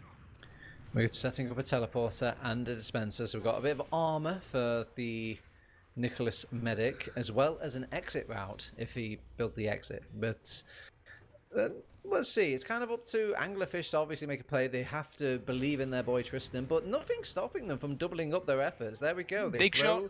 They throw in a player to see if they can. Actually, no, that was Pineapple going down. Whoopsie. That's my. Tristan hit a headshot. Yeah, Tristan hit a headshot, and then Pineapple tried to pop away. The pressuring Alexandros. He's probably going to go down here. He does retreat back, gets a loving from the dispenser and the medic. Oh no, that's a sentry and an engineer down. They are kind of cookering them, like, slowly. The pressure cooker is just turning up. They pop off the Uber. Everyone. Nobody's getting Ubered by Nicholas. He drops another player. My God, can somebody that's lost? No. Nicholas has lost his child. Has anybody seen a lost mouse too?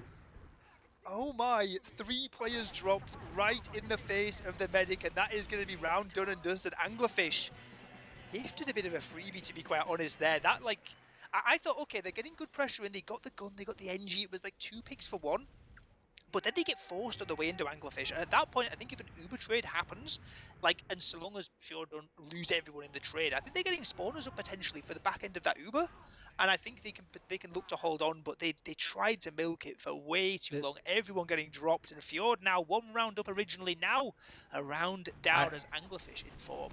Ben, that was a case of, like, you know, perfect is the enemy of good. Like, if he just used the Uber earlier, he could have got at least a good enough Uber, but he was really hoping for the perfect Uber in those sort of dire situations. But that had long sailed away when they lost 2 frags very early on.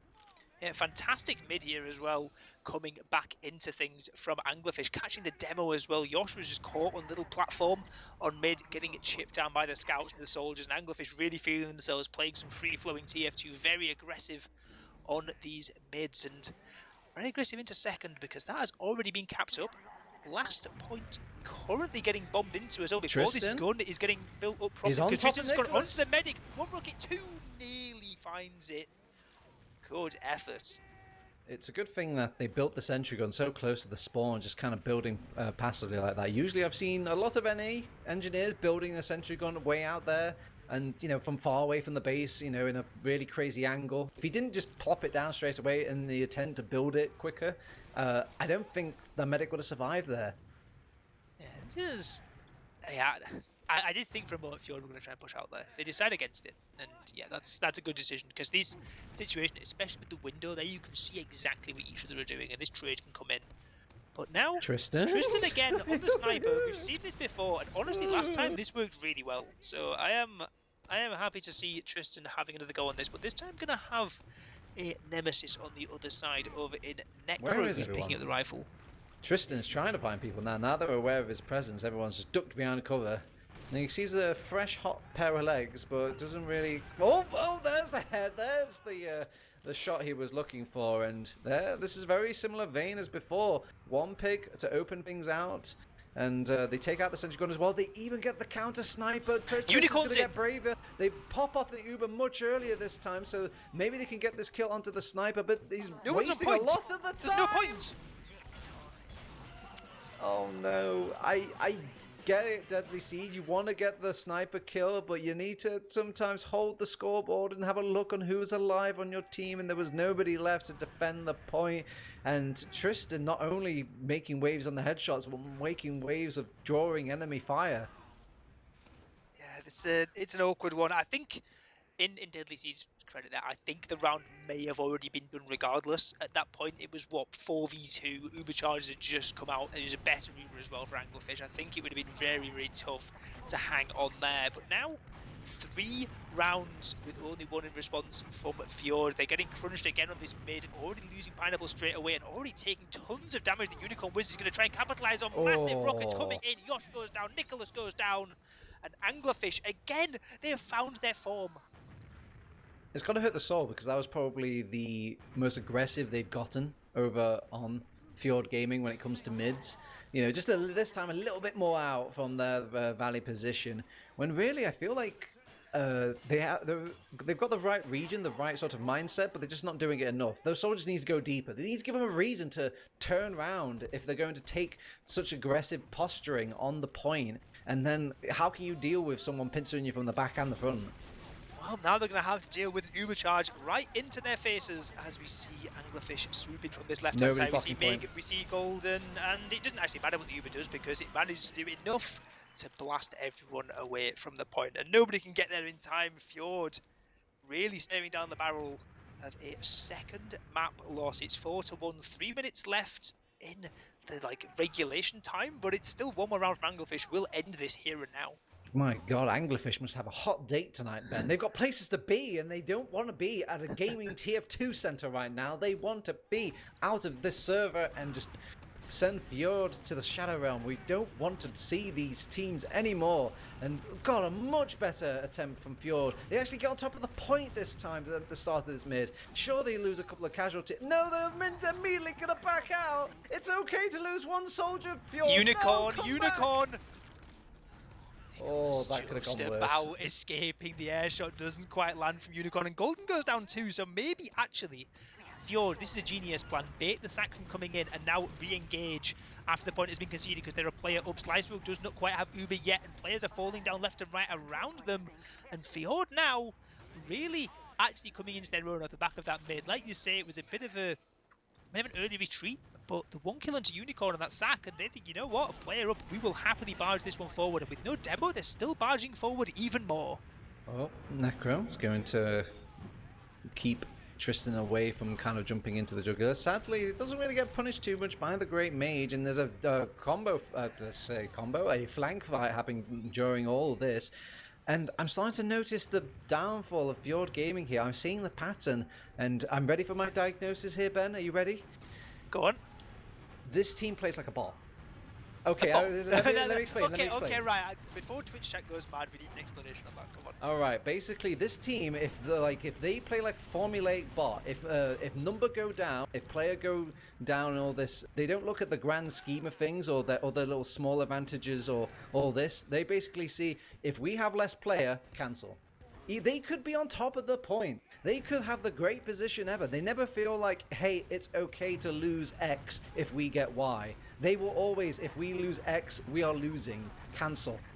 And, well, they it does play safe and didn't lose them in the mid, and now these sorts of safe game plays does allow them to get the second point because they do have a higher number than the rest of Anglerfish right now.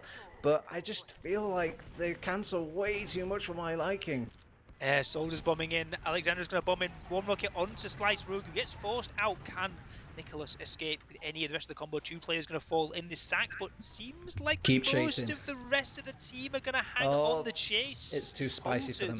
This is too spicy for Anglerfish. They could have used this opportunity, obviously, with those 2 players down. That makes that chance on the life of Nicholas that bit stronger, but they instead rely on that the last hold against an Uber advantage is stronger. Yeah, again, I think it's an okay decision for Anglerfish there to back off, because getting through those doorways, especially when Yosh is there as well, just spamming those stickies at the doorway, it's going to be so tough to get through. And now Yosh with the Uber charge is going to deal with the sentry on this left-hand side with the Uber. Going to be soldiers bombing in to try and block this point, but no point pressure coming in just yet here from Fjord, as Anglerfish manages to hang on. Loads of damage being sustained by Fjord, and players hanging on. There's a 400 health heavying the Great Mage to deal with, and that is enough to turn Fjord packing all the way back on to the second point, where they're going to be facing a full disadvantage. So Anglerfish may want to try and push the issue here. It seems like they're going to do it from Shutter. Yeah, they use blind. Damn. Proactive. Alexandros is behind, well, was behind, will get cleaned up on, by Tristan. And over for second, I'm not so sure about this, but, you know, maybe if they think they can get some wild shenanigans against Nicholas and company when they make this push out into second, you know, my power to them, my energy, but it's a pretty hard one to deal with. Yeah, it's an unfortunate one, because if they'd had somebody go like main rather than Shutter, they'd have seen through the window that it was a passive hold, and they could have tried to milk their way through. They knew that nobody was playing close. There was nobody that could really get caught by that Uber, except the one the soldiers trying to go behind. So now they're feeling the wrath of their own decisions, as now they're facing a big disadvantage. But actually, I say big disadvantage. Slice Rogue has 95%. Yeah, they took a lot of time over on the Fjord Gaming, and they're going to push in now. I'm worried that they think they have Uber advantage, but they don't. It's not as strong as it needs to be. Nicholas needs to get out though. It's a little bit squeamish, and they actually get those 3 players caught out instead, and they can definitely make the push out now. And yeah, this is paying dividends to them. I think credit to, I think it was Golden, who's building quite rapidly in the downtime during all of that. I don't know why they're playing sheepish though. There's there's only 3 gamers, and one of them's a medic, so they can definitely get the second point. Yep, as we go in to a pause, and I guess we got the word yesterday that I don't think these are being played on delay. So, oh no, it's a tech. Oh. We're getting in the chat. Someone's having tech issues. Not sure who that is, but unfortunate timing. Particularly if you're on Fjord, they've been finding their groove. Like this since going 4-1 down, they've had like a couple of good chances and a couple of good moments, like that double bomb into second, where they just catch a couple of players, roll the team forward, have that go with the add into last. Like I've been impressed, but like Anglerfish for the rest of this game, there's a reason they're 4-1 up, right? So maybe they're happy just to sort of chill things out a bit, you know, sort the tech issues out and just cruise for a while. My heart bleeds a little bit for Fjord Gaming, because I feel like it's this beating heart of a disciplined team. You know, it's very nicely coordinated. It's all nicely done, and but it's just maybe a bit liberal, I think, with their rules. TF2 feels like more like an art than it does a science at times. And I think the Prem gamers and the invite gamers get this a little bit more, especially now in this sort of later meta of TF2. We're a lot more willing to take risks and kind of get loosey-goosey with it, embrace the chaos a bit.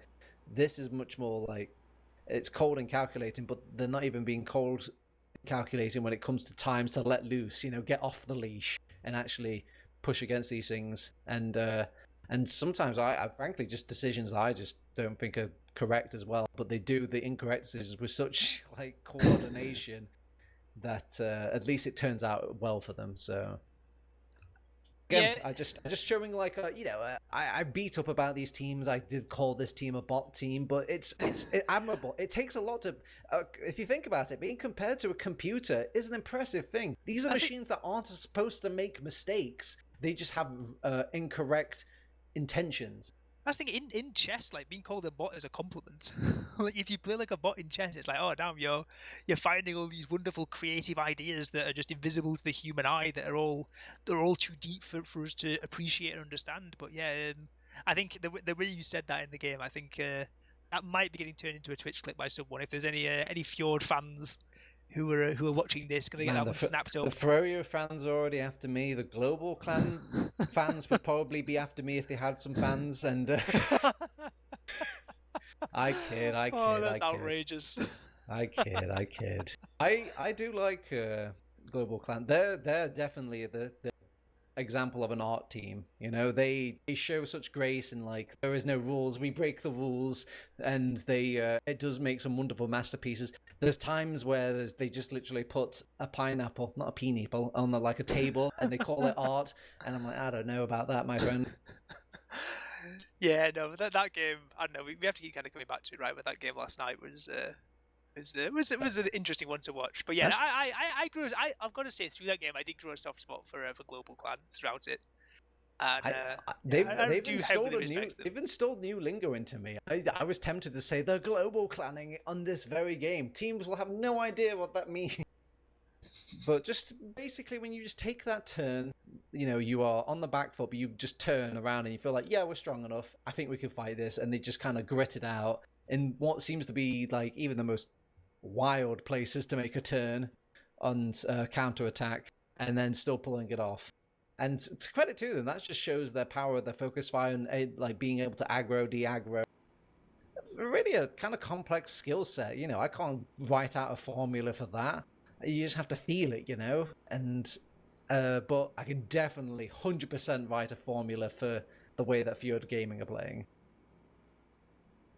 Yeah, well, I'd say the formula needs to change, but I think, like I say, since they've, like, these last like 5 minutes or so, they've really kind of, I think they've been a lot more comfortable in getting these advantages. But the thing they've got to sort out, and this is a thing we saw both on Sunshine and on Metalworks, is these mids, like you say, they've been rather timid. I think they were caught a couple of times earlier on Sunshine, and since then they've kind of lost their confidence a bit on some of these mid fights. Yeah, so, yeah, 100%.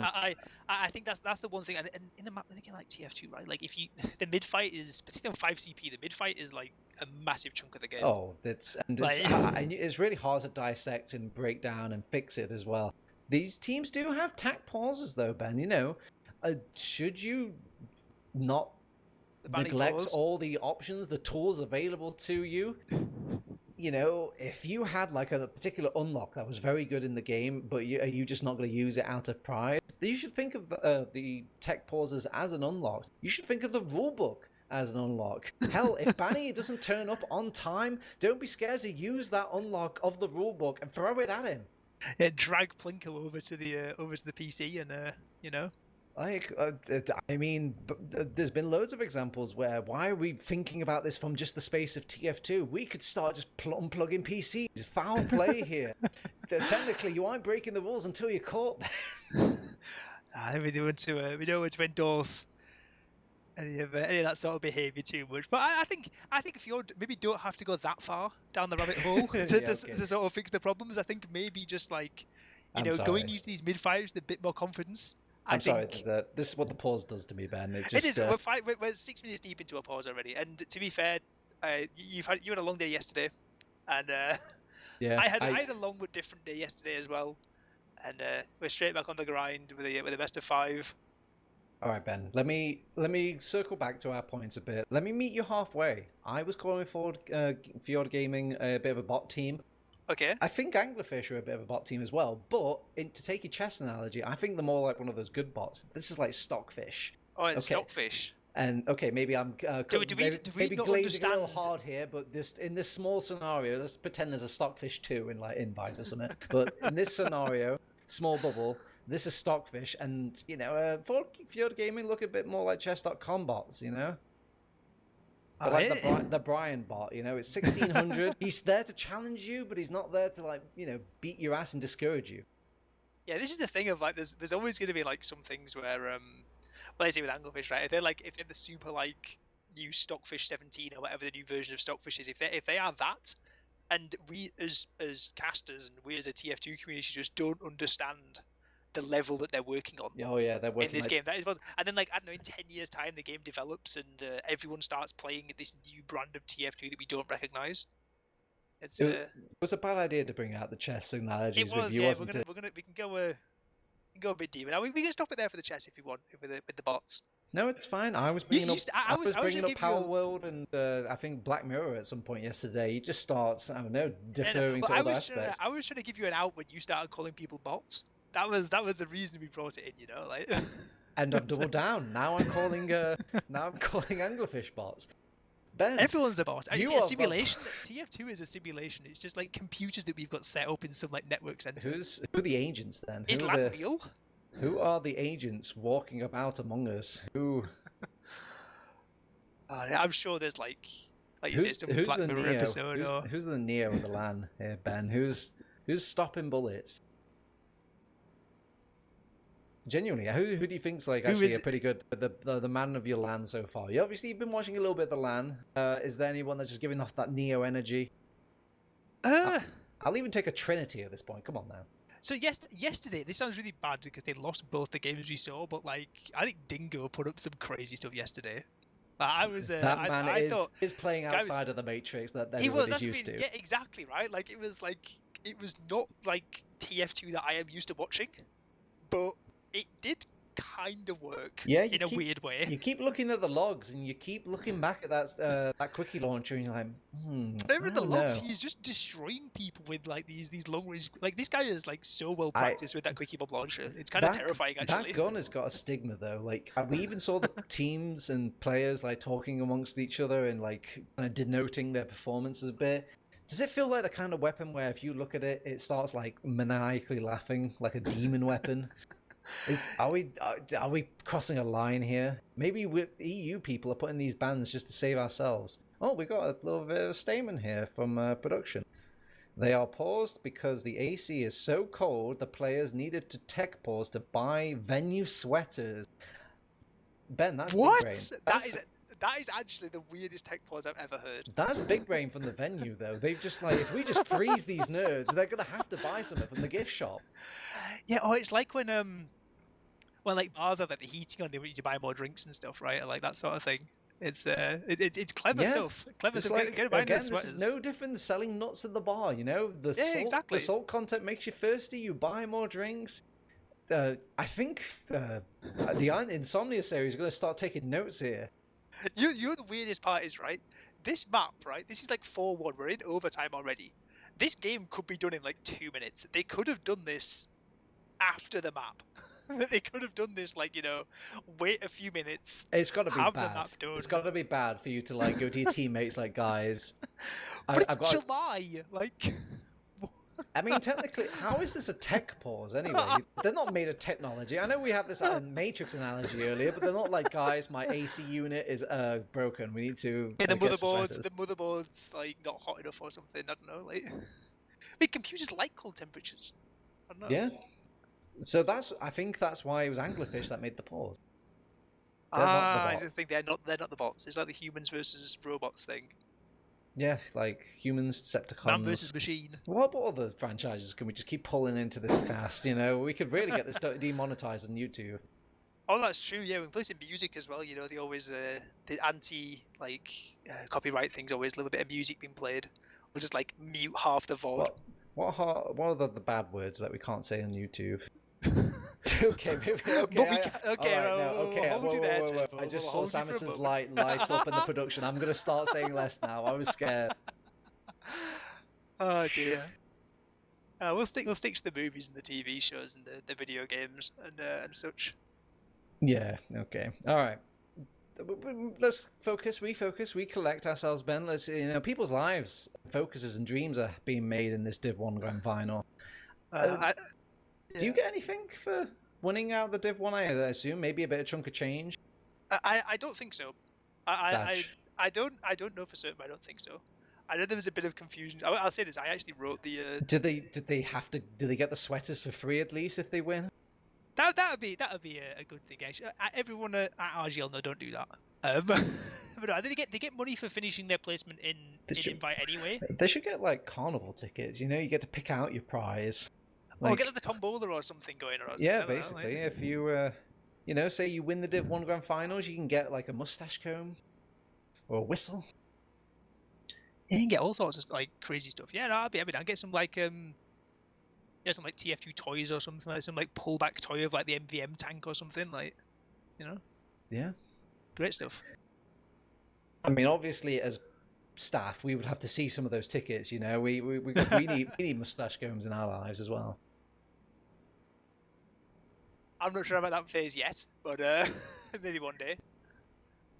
We have players coming. Maybe they're saying you're talking like it's like Oh yeah, we got players coming. It's like you don't know that. Stop lying to them, Ben. No, I'm in the chat. I can see that apparently things might be happening in a little bit of time. Maybe. Which chat are you looking at? Is it not the in-game chat? No, the producer chat. Oh, right. Because I produced the game last night. Sorry, it's because I'm not production. I have sneak info. Oh, here we go. Oh, the sweaters are on. Prophecy. The sweaters are on. The gift cups have been bought. The cappuccinos have been frothed, and we're ready. We're playing the game. Oh my. Here we are, 13 minutes of tech pause later. We are back in action. And let's try to remind ourselves where we are. Let's take some stock. It's second point, even Ubers, Fjord trying to squeeze their way in.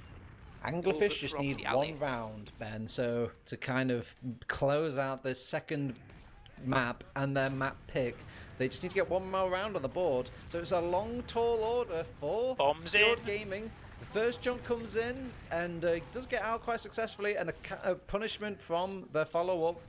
It's not the best, but it's not the worst. It's just a trade. 1-for-1, there's kind of a world where Fjord can stay in here and start trying to battle this. They're going to send their second soldier in over the top. It's going to be Pineapple, going to be taken down by Golden. Peanut Apple. Peanut Apple, I'm sorry, Turbo, as now Unicorn Wizard has managed to take some space in the house, and now with a late spawn on Alexandros and Peanut Apple currently coming back in the respawn, there's potential for Anglerfish to maybe try and look forward into mid, but again, we see it so many times. They take the space in house, they are in a position to sack, and the enemy spawners have got here, we have to retreat. Yeah, I don't think anybody took any sort of damage there as well. They just felt like, nah, it's going to be too hard, and they decided to back out. And to their credit, they're 4 rounds up at the moment, so they have stock to be a bit picky. Oh, wait, sorry, I need to buy some shoes to match my sweater. No, Anglerfish got their sweaters, Fjord didn't get their sweaters. No, but I need some shoes to match, Oh, that's true, actually, Have you seen the deals they've got going on at this Philadelphia LAN? Whew. You wear some man treads, some gunboats, some like booties if you're a demo player, there's all sorts. Can you imagine if they had to draw lines of like, whoa, lad, you're only a scout player, you can't buy this, you can't equip this. Yeah, there's no funny wearable items or anything for scout, is there, or medic? I guess the medic has like the alternative backpack if you like on crits or something, right? Or like vaccination. Yeah, that's an accessorize is a fashion statement. Yeah, scout's kind of limited though, I think. With that. Would you wear a wearable? Would you give up like say a pistol to get more of like a general passive in the whole? But what about like? Depends how good it was. You've seen these like jumps from the winger where you have to have it equipped and you can jump higher. What if that was just on all the time? I think it may be annoying, to be honest. I think that'd be pretty cool, pretty good. Because imagine those scouts that just jump around you and you're a soldier and they just feel impossible to hit. Imagine that magnified, and then he's like, meat shotting you to death. Yeah, the problem the winger has with that is like the winger jump is like sometimes too high for a lot of things. Explain. Well, because you can hit your head on as you go into like a doorway or something, if you're jumping up really? with the winger. Yeah. Honestly, the winger jump is very, very high. Oh, okay. So there's a couple of places where maybe you need to have a choice of jump. You're like, I just want to do a hop, and then there's like, oh, well, now I want to do a super jump.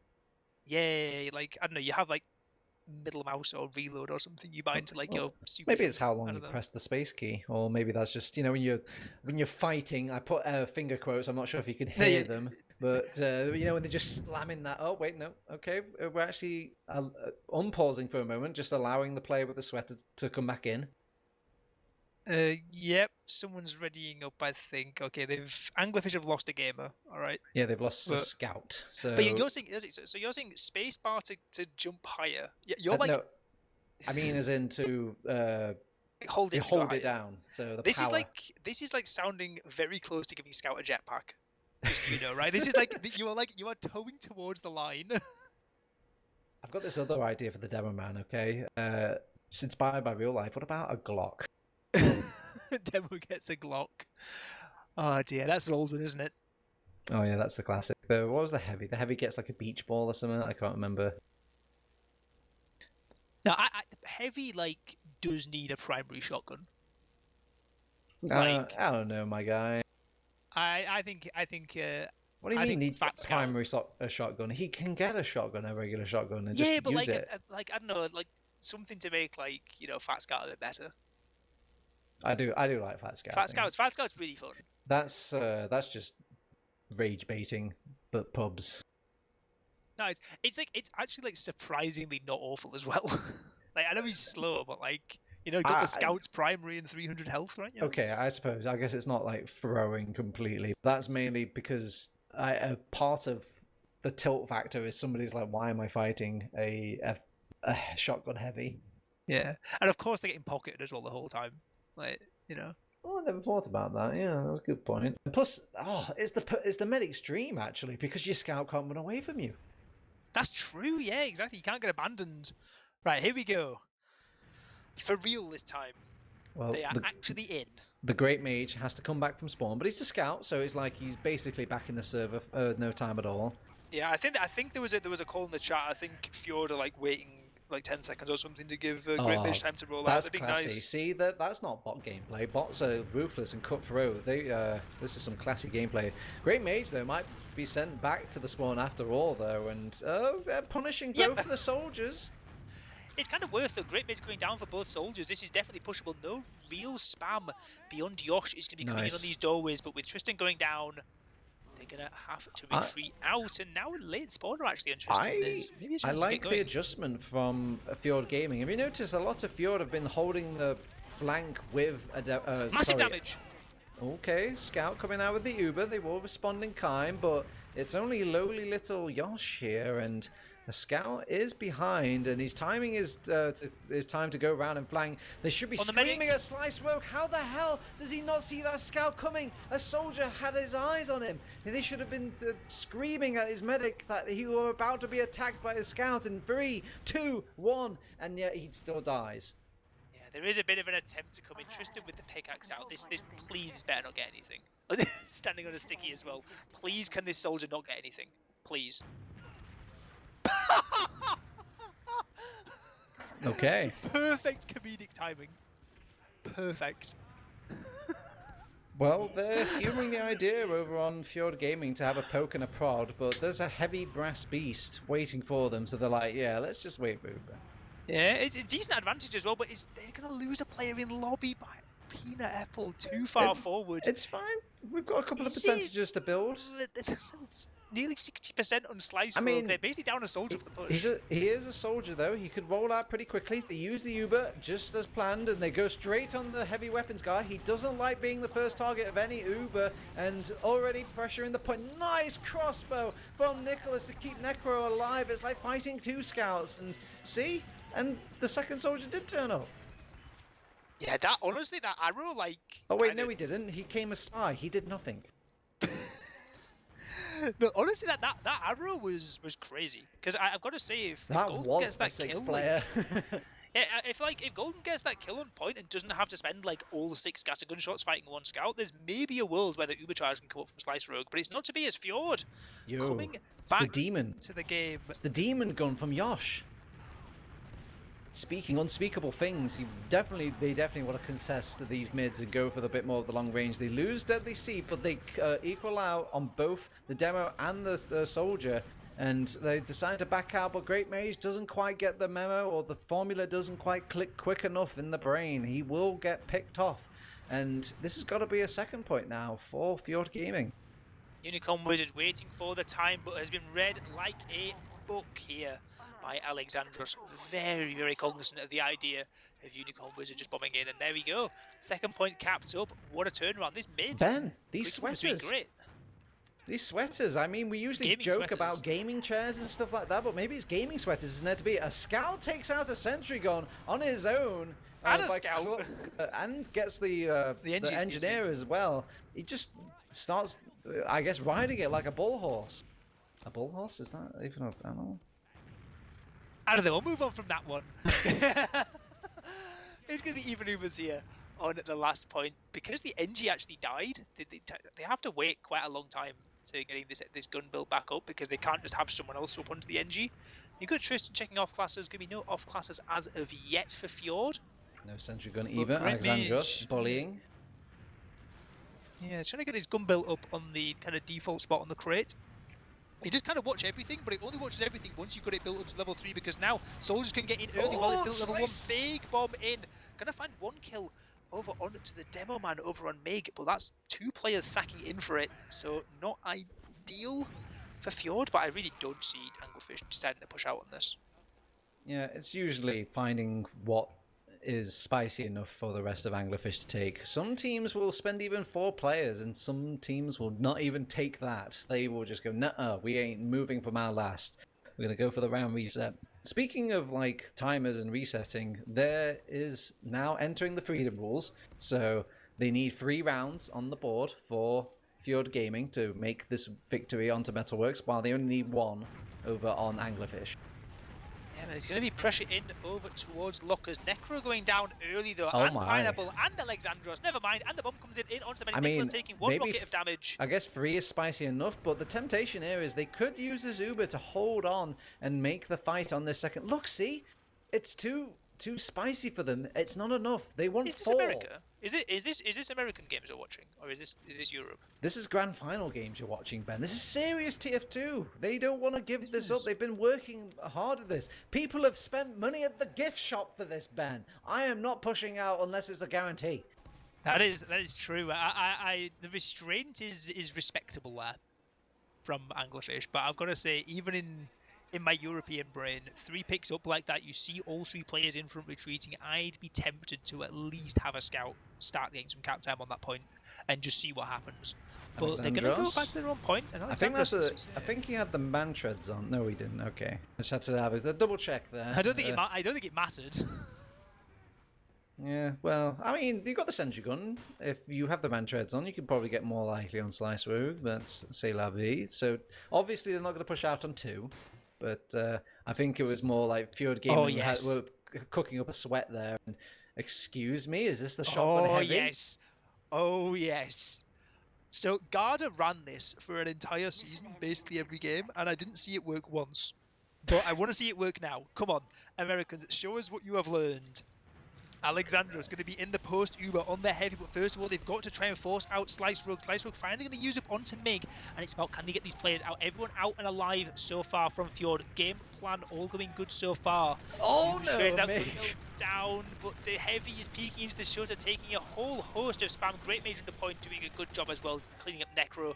Unicorn Wizard flanking around onto Alexandros, might be getting the kill on the heavy, does get the kill on the heavy, and I think the danger has just about passed.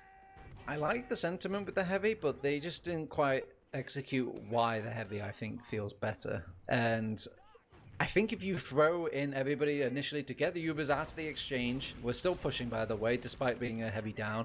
And I guess 10 seconds left, why not, I suppose. But the heavy works better when he's actually at the back rather than the front. I know he's got a lot of HP, but that's more just to service himself towards the end of that fight. He's not really a great front liner like that. He's very easy to just get dogpiled on, as you could see earlier. If I had hopes for Fjord Gaming's heavy strat, it was take the Ubers out, send everybody in, all these explosive classes, these ones that are great at bombing, and then bring in the heavy. Yeah, that's normally how you see it done on maps like Sunshine, where it's known to kind of work the best. Metalworks, it can work, but like I say, I've never personally casted a game where I've seen it work. I've seen many times when that has happened, but I've never seen it work. Okay, Alexandros faking a bit, just kind of getting position here. They're looking a lot more confident on Fjord Gaming. They're at least changing a different place to stand, and oh no, a scout going down. That is the beat. Pineapple! Oh my, the salvage playing into Slice Rogue. They managed to get the one all-important kill, and everyone else, that was up is seemingly getting out alive. Pineapple coming in at a clutch moment, because otherwise that mid was falling apart at the seams. But they're going to get second now. This is the cool thing about TF2. They could use the Uber to block this second point, and I think they should, because it's a good opportunity. And they get a bonus kill. They might get greedy with it now, because now they don't even need to use the Uber. And Unicorn Wizard, again, doubling down, seeing if they can maybe force out that Uber, turn a bad situation. But all he does is turn it into a worse situation. And Alexandros already making space for his team by pressuring on the main door. What's even more important as well is how late Slice Rogue went down in that mid. The last player to fall across both of the teams means that it's still actually advantage. Despite holding on to second, despite taking mid, there is still a bit of an advantage left for Fjord to start waltzing their way in here onto Metalworks second. It's going to be pressure in from Ali. Bombs landing forward onto the point. Pineapple trying to get in, but down to 4 HP. Gets chipped down. Ubercharge is going to be equalising in just a few more seconds, and that is the cancel from Fjord. I liked their idea earlier where they rotated Yosh onto the flank and watching these doorways rather than having Alexandros do it, because for one, it feels like Alexandros could die at any moment just having somebody like bull rush him, and for two, I think Yosh is more likely to make a turnaround pick from the flank as well with these sticky traps. And you get a lot more utility, I think, from 2 soldiers. That's 2 soldiers you could bomb in from that high jump. Yeah, well, I guess it's not the worst thing ever. Losing 1 soldier on a pressure in like that, yes, there was a bit of advantage, but it's not a massive amount. It's not the easiest thing to convert. So Fjord managed to still set themselves up here with even Ubers, trying to see what damage they can do with this Quickie Bomb launcher in underneath the point, see if they can get room in for these sacks. Nope, they're doing like I said, 2 soldiers. Soldier. Gonna land in and back out all the way.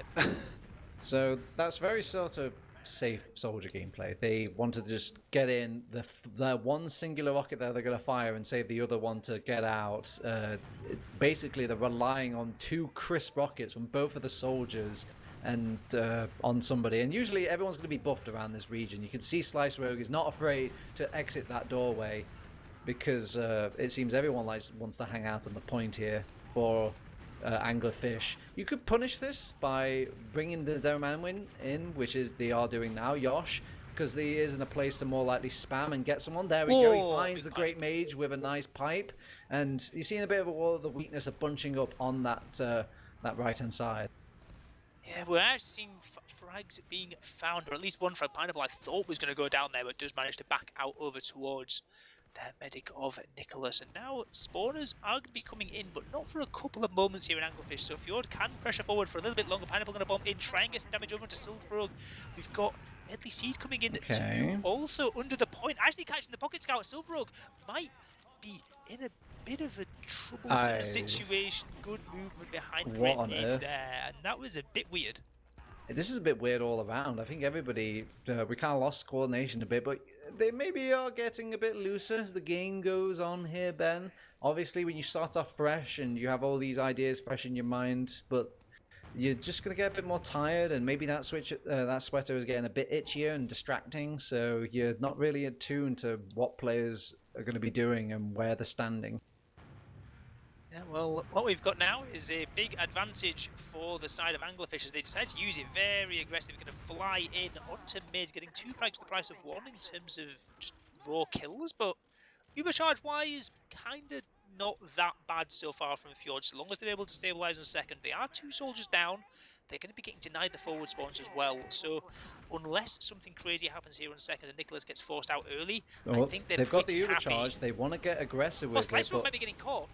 It depends if he can get onto the scout taxi, which he does do, and the only thing that's going to catch out a medic in a place like that is to get a demo man jump successfully right on top of Slice Rogue. The flank is in, but it's all it's facilitated them to do is just to turn around and kind of global clan them. What I don't really like the recollapse there. I think that was another kind of discoordination. I think the combo getting out there is perfectly fine. We see Slice Rogue getting taxied out by Golden with Mig as well. Their entire combo, everyone's alive in the combo. They're all back out, and we see Great Mage and I believe Unicorn Wizard were in the house, and they saw a chance to collapse onto Valley and maybe catch some kills. But they can only do that if their combo is in a position to help them. but the combo is so far back that like I don't think the flank realised how far away the combo had to retreat. So they walk in essentially 2v4. I think Unicorn Wizard is getting out alive here, but like I think that's kind of the only real win other than the Ubercharge advantage for Slice Rogue, and Great Mage may well be spawning in time, but you'd kind of rather have your flank scout, honestly, than this 1-for-1 trade for a push. This section of the game, you're kind of inundated with choices. You can go for honestly, there's like back cap options, there's flanking options, there's pincer options, there's like cowardly options, and like safe options. Honestly, you're kind of inundated with choices. This could also go against your team as well. You have to usually maybe have a set agreement on what situations you want to take and how you want to take them. And you're not going to find all of them written down, or at least like talk through with your teammates. So I'm going to forgive a sins like this, because this is very loosey-goosey, very confusing. Of course, yeah. Like it's a 2-second decision, isn't it? You like, it's spur of the moment. You're taking advantage of an instant opportunity.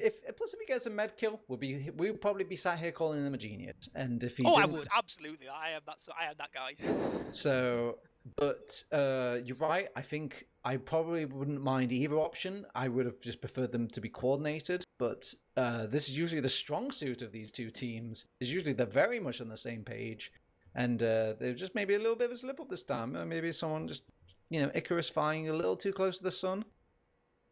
Yeah, and at the end of the day, they look at like the situation. I say it's not perfect not having a flank scout, right? But like at the end of the day, like this was an aggressive chase from Fjord, and I've got to say, when I saw that Uber charge popped off, you could hear it in the voice. I believed in the Fjord Uber. I genuinely believed in it. I genuinely thought they were going to catch everyone in Valley. But Anglerfish were just too fast, and now they're rewarded with their big Uber ride, and I think they're going to hold on to mid as well, so they can really start trying to push the issue. Because remember, 1 round away from winning this. Scout taxis have made this way too complicated to know when to take. Back, like go back 10 years, like go on. Yeah, these Ubers have a little bit more bite and punch to them. But I did catch you actually earlier on. You mentioned about pressing tab to see who's alive as well. Oh my god! I knew someone was going to talk about this. I thought it was going to be later when I fiended on the VOD. No. I caught you in the act. I don't have the fancy overlay. I haven't got any of these players over on the thing here, and I still press tab. And plus, you know what? The little number that tells me I'm doing a good job powers my gameplay. Why can't I look at the scoreboard, huh, Ben? Yeah, it's fair enough. But I just say you kind of dated yourself a little bit with that one. I remember back in the pre-scout taxi days. Honestly, I'm quite a modern gamer now. You don't see me saying like, you know what, they should be taking soldiers into the Uber. Yeah, someone runs in with the shotgun soldier bombing in on like Badlands Last or something. Oh, those were the days, though. Those were the days. The scouts were quaking in fear at the pocket soldier because he would just whip out a shotgun. None of this jumping malarkey. None of these gunboats. The Roma was very famine. Yeah, it was like the 5 and 30 logs from the Romas every game, right? Or was that just me? All right. I don't know. So, maybe I'm self-reporting there. I don't know. We have another update, and I'll tell you right now, we have not gone to the gift shop again. It is actually this time headset issues for someone on Anglerfish. Maybe the sweater is like, they dragged it over and it's damaged it a bit. I'll stop with the sweater. Do they sell headsets at the gift shop? Oh, look at this man. He's thinking like a big brain gamer. They probably do as well. I mean, would you not sell gaming preferably? I don't know. I don't remember if they did it in Denver, because it's also a local host, I believe, that they're playing this at, and it was a local host out in Denver. I don't think they sold like peripherals and stuff there, but no, surely there's somewhere where you can get a headset for someone. It's got to hurt for Anglerfish though. You go back to your families and you say like, oh yeah, we played really great in the tournament, we ended up winning, and they're like, oh wow, sweet dude, what prize pool did you get? And they're like, oh, we got negative £45. I mean, sorry, $45. Yeah, we bought a sweater and and a headset, a cheap headset. No, this is like, they'll sort out the headset issue. I'm sure. It's just I guess of all the things to break, I guess headset's like one of the less scary things. Because at the end of the day, there is like a LAN hall with hundreds of PCs. Yeah, but I just didn't expect the unlocked of the credit card to come out. Can you buy time? You can buy time, I think. Literally, we're on the 56th minute of the game if Samus is to be believed in the little mumble chat. Is that the new Scout secondary unlock? Is that it? It's a credit card. You can like pay off enemy team. Well, it's kind of like a MOBA where you have to farm the money, and then you unlock the sweater buff, and then you unlock the headset. Yeah, and then at the end, like the scout will get a jetpack by the 100th minute of this game. Mark my words. The scout jetpack. It's we do kind of already have it, right, with the soda popper, and that thing's terrifying. It should be deleted, but no, I'm all down for give Scout a credit card. And, like, as you do damage, the Pyro has a jetpack, doesn't he? He has a fun version of the jetpack where it's like a rocket jump in a bottle. I'll confess, right? This is a confession that I am not a pub player at all. I have actually never used the jetpack on the Pyro. Oh like my god! I've just never tried it. Do you not like fun, Ben? Do you think this game is? Do you think you're above this game? I play pubs. I just don't do it on Pyro. I just don't find the class fun at all. Like, it's just not for me. Have you tried it, Ben? I haven't tried. How do you know if you don't try it? That is true. I should, because I will say I haven't played Pyro since probably pre-Jungle Inferno. Like, I haven't tried out the Dragon's Fury or any of that stuff either. Like, I'll have you know, I sometimes sit down, I load up some Occultopia, and I play some pubs, and I immediately regret my decisions. Why can't you? Yeah, I do play pubs, just not on Pyro. Oh, I see. To be fair, that you know what, you get solid out there. Twitch chat fist bump this guy. No, I like NG's fun in pubs. Like NG's pretty chill. That's all the aura lost. You had never mind. Had a bump there. Your stock went up, and good God, you have crashed back down. Oh dear. We banish him to the Uncle Danes. Get over there. Next, you're going to tell me you like the mini sentry. Don't you dare say that. We'll end friendships here. Oh no, I have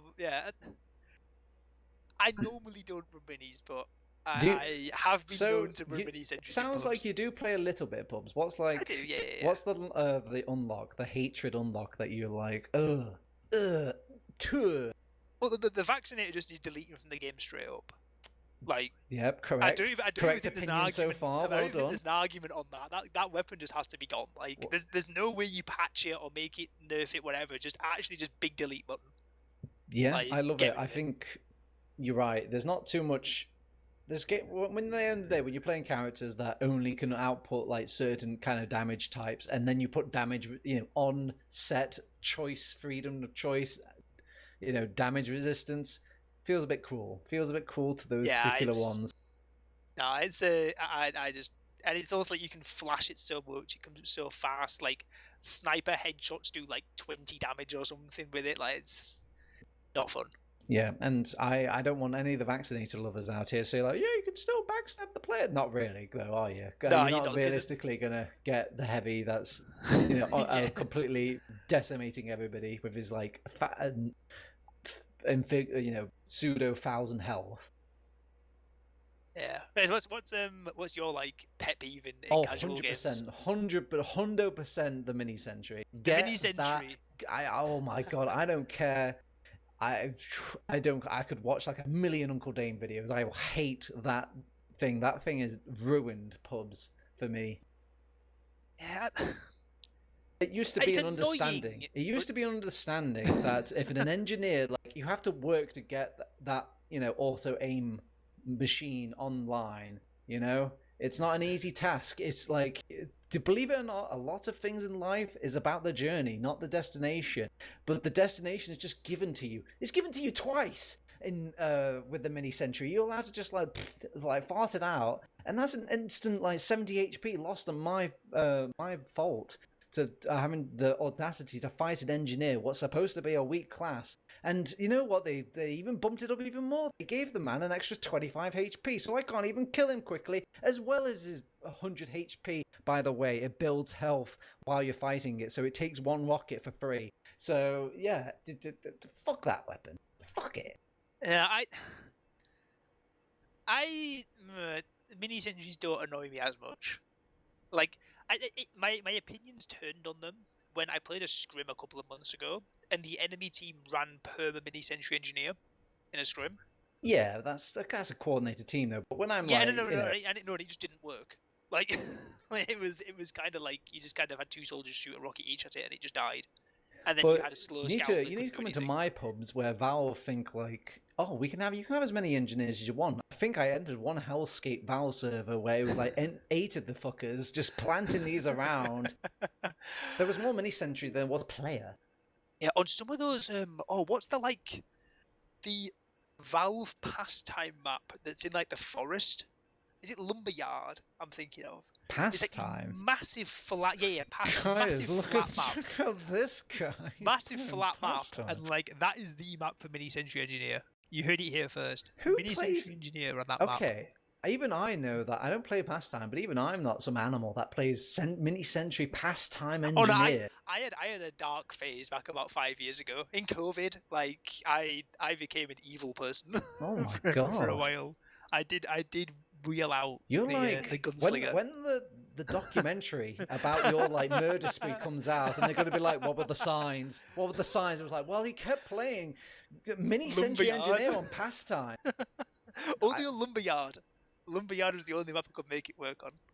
Somebody can already start your part 1 of the Netflix documentary. There is some on some like true crime YouTube channel. Oh. Someone who has no idea what TF2 is, and everyone else has to cringe listening to it. But, how much do you talk to your normie friends about TF2, Ben? Oh, normie friends got me into TF2. They got you into TF2? Yeah, my IRL mates, yeah. Oh, God, what evil people. Why would they do such a thing to you? Yeah, back in the day. We're supposed to be friends. But no, I'm always for some funny unlocks. I don't know. I like some of the gimmicks, but there's some that go a step too far. Like, yeah, vaccinated too far for me. Do you think there's a point in the line in the sand that you were drawing these updates? You were like, you know what, that unlock was good. Everything kind of bad after it. Let's just put a pin in it. Well, my problem was I ended up I kind of quit TF2 like temporarily while I did uni. So I missed Jungle Inferno, basically.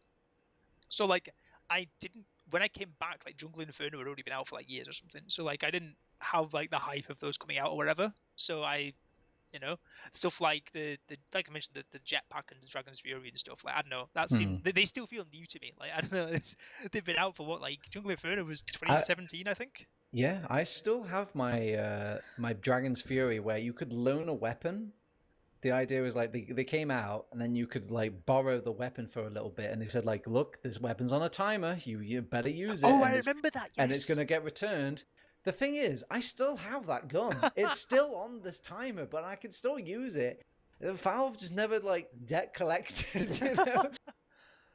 No, we had like a game ages ago. It was like a scrim, and someone had to play on like an old account. And like they were playing like Med, and they had no crossbow or something, and they were trying to like loan the crossbow from like the Steam store. Because they were like, I'm not paying like £3 for a crossbow or whatever. No one had a spare one in their inventory, and it was like, quick, we need a crossbow quick. And they just loaned it out for a scrim. All right. I'm going to give you a bit of a peel back the curtain here, Ben, moment for all the viewers that are watching over on Twitch chat. If you're still with us, if you've not fallen asleep in the chair. If you ever see J-Max Chill enter our mumble, you know that something's going wrong. Basically, he's here just in spirit, just to kind of hash out what's going on at that LAN. Yeah, so there is actually, that's the, I think that's because of the Prem game that's happening over on Print Stream in a while. That makes a lot more sense. Because we've got Nandem against the Czechs, which was rearranged for tonight. So that's happening, well, it's meant to be starting in 30 minutes. See, I know Premiership players, you do too.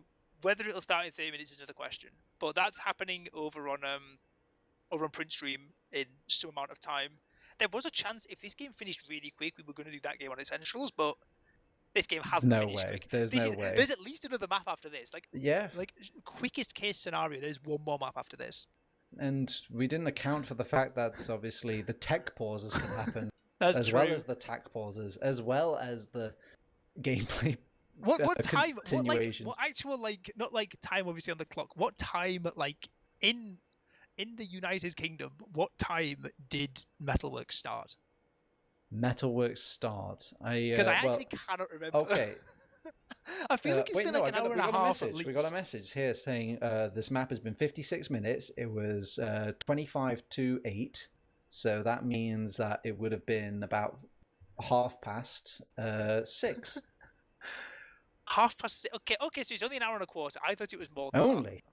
Bite your tongue. We only do 30 minutes. This is an entire official amount of time. Last night, you casted a 76-minute map last night. I try not to think about it. I kept comparing it to like a casino.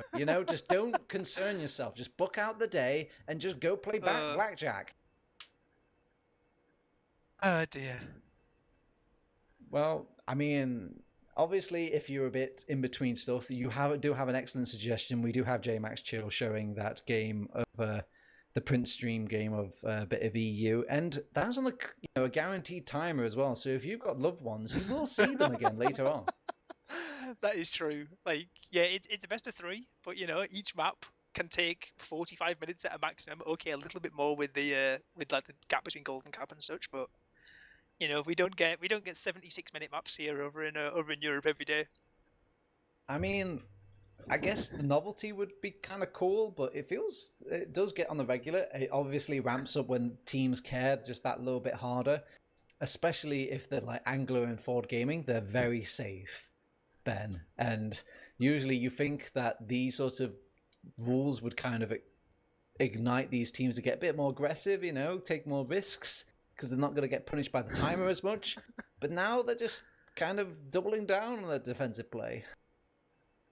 Yeah, I see we've had a repause, so I don't know if that's a good sign or a bad sign in terms of getting back in. But like you say, I don't know, there comes a point when games start dragging out like this that the mistakes will start coming in.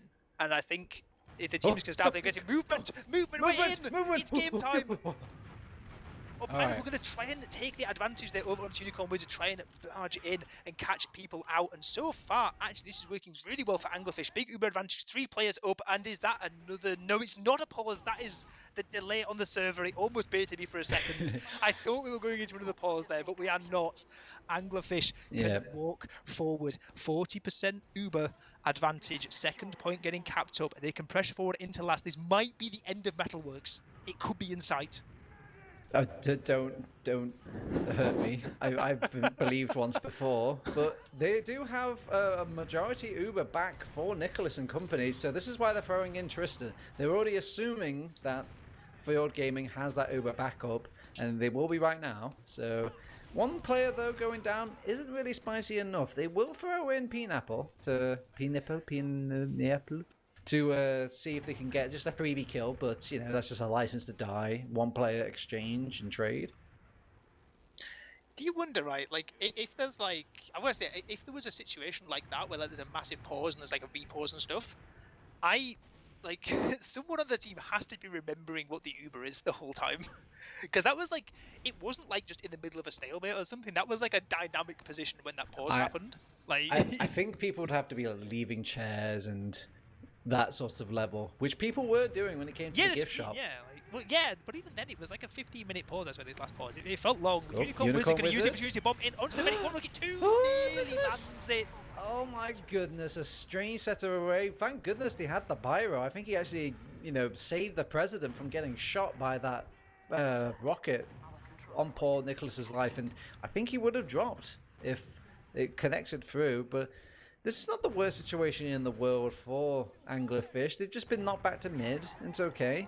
They can kind of pick up and dust themselves off and try again. Yeah, and they got all their forward spawns as well, which is the all important thing. I think if those soldiers in particular had been denied those forward spawns, maybe Fjord might want to walk it through. But for now, they have used the opportunity to bring up Tristan once again on this sniper class. We've seen a few good shots earlier on in this game from Tristan. Going to be having another roll of the dice in Valley, but soldiers landing onto their head. Going to get the 1-for-1 trade, but Yosh goes down, Mig goes down. All right, never mind. Retreat time on the cards for Anglerfish. Yeah, fortunately the scouts were the ones bleeding. That is actually kind of scary. A soldier's right on top of them. That's a rocket. The drop.